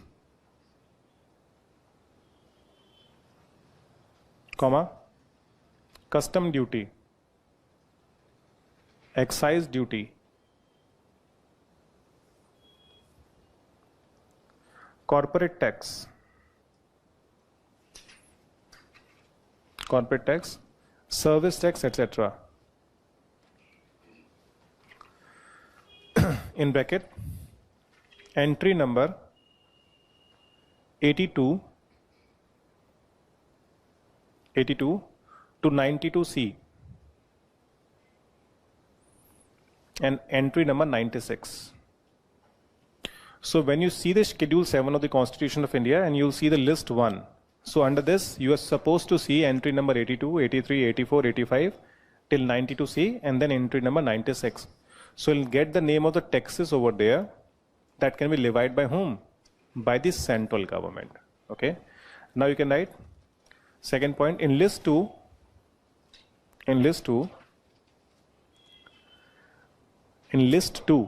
there are 20 such areas. Where state government can levy taxes.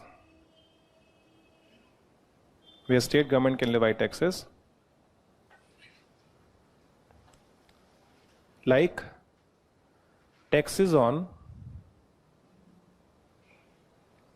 animals and boats. Animal, जानवर, boats, now. Taxes on animals and boats, comma. Taxes on luxuries.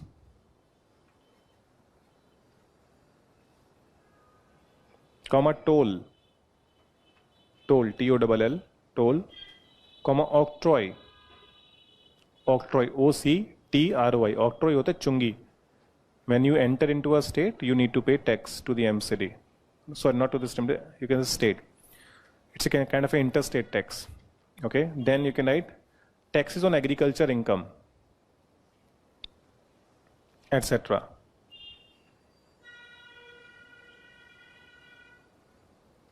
In bracket, entry number 45 to 63 and entry number 66. 45 to 63 and 66.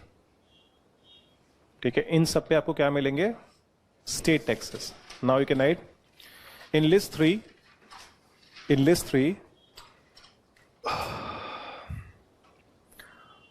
there are areas where center and state are having concurrent power to levy taxes.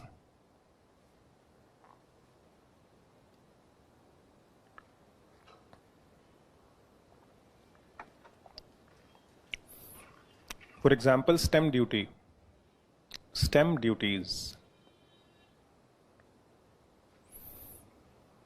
In bracket, entry number 35,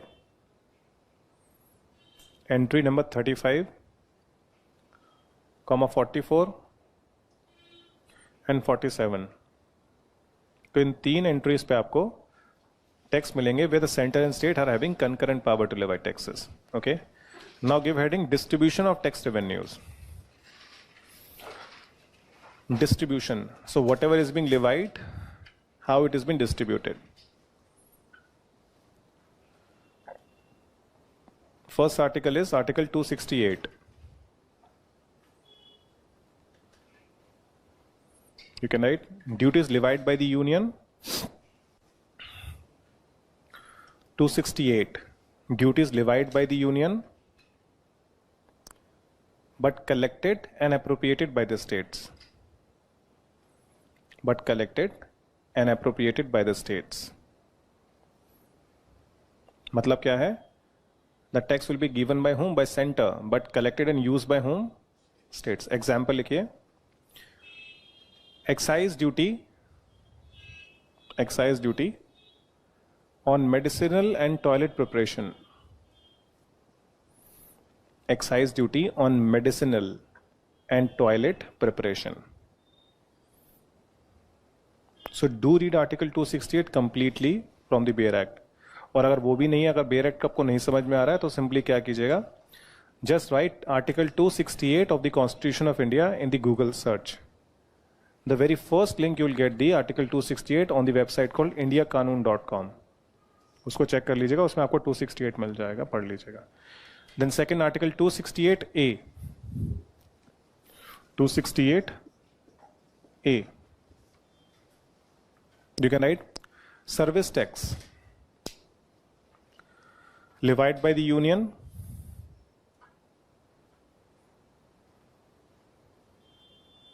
collected by the state and government of India.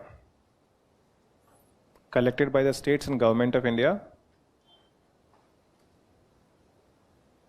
and distributed between center and state.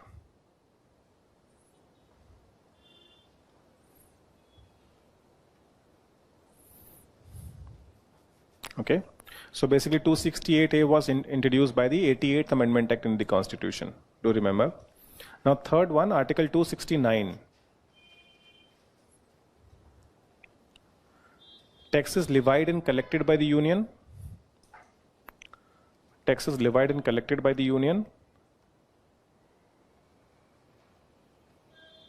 but assigned to the states. Taxes levied and collected by the union but assigned to the state means लगाएगा भी center, collection will also be with the center but given to states. Example you can write sale or purchase of goods. Sale or purchase of goods which takes place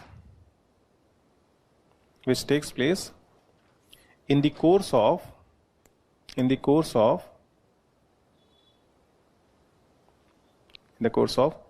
interstate trade or commerce.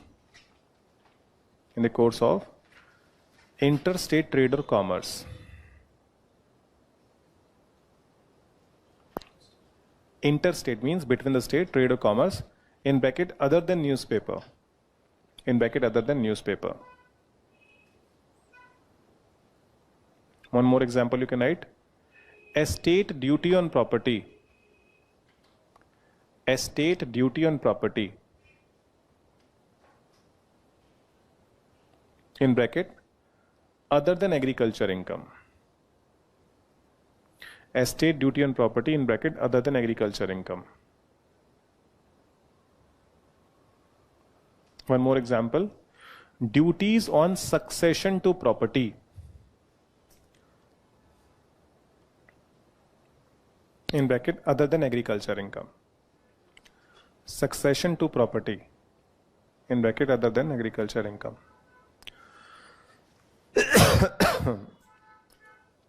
Then fourth, Article 270, etc. लिखे. Next is Article 270. Taxes levied by the union. Taxes levied by the union, but distributed between center and state. taxes levied by the union but distributed between center and state. इसमें जैसे ये लिख लीजिए, distribution takes place as per recommendation of Finance Commission. Distribution takes place as per recommendation of Finance Commission.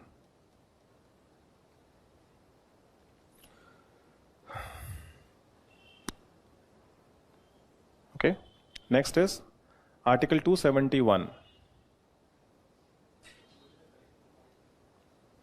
So it's a center only. 271 you can write surcharge on certain duties and taxes. Surcharge on certain duties and taxes for the purpose of union. Surcharge on certain duties and taxes for the purpose of union. So it is basically completely for union. Not even a single rupee is being shared with the state government. For example, education says, Krishi Kalyan says, Swachh Bharat says. These are all completely for the किसके लिए? Center. Surcharge on certain duties and taxes for the purpose of union.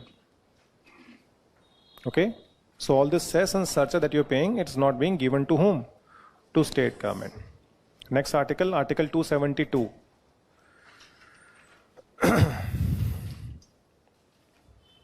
You can write taxes which are levied by the center. Taxes which are levied by the center, comma, collected by center,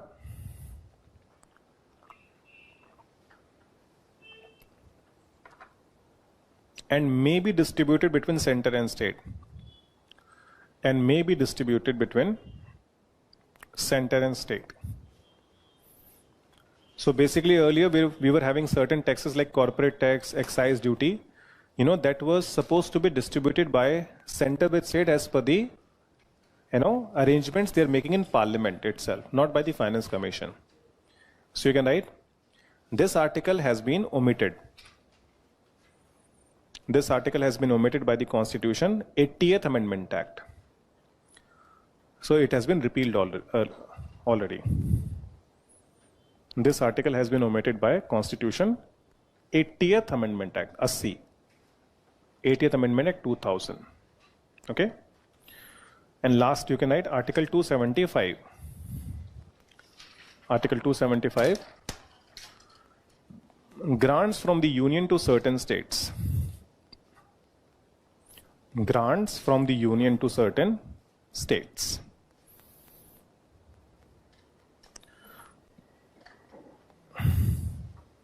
Okay? So as you know that we need to provide, the center government is giving certain grants to state governments. You can write this point. You can write Parliament is empowered to make such grants. Parliament is empowered to make such grants, comma, as and when it is necessary. As and when it is necessary.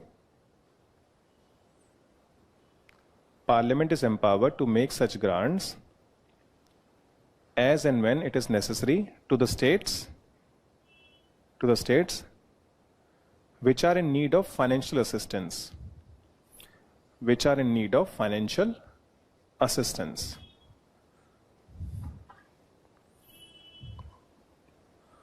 Full stop. Special grants may also be made. Special grants may also be made to promote welfare schemes of SCs and STs. Special grants may also be made to promote welfare scheme for SCs and STs. So these are the articles that are supposed to refer from your Constitution of India. Just give heading, then remaining we'll discuss later on. Classification of various taxes.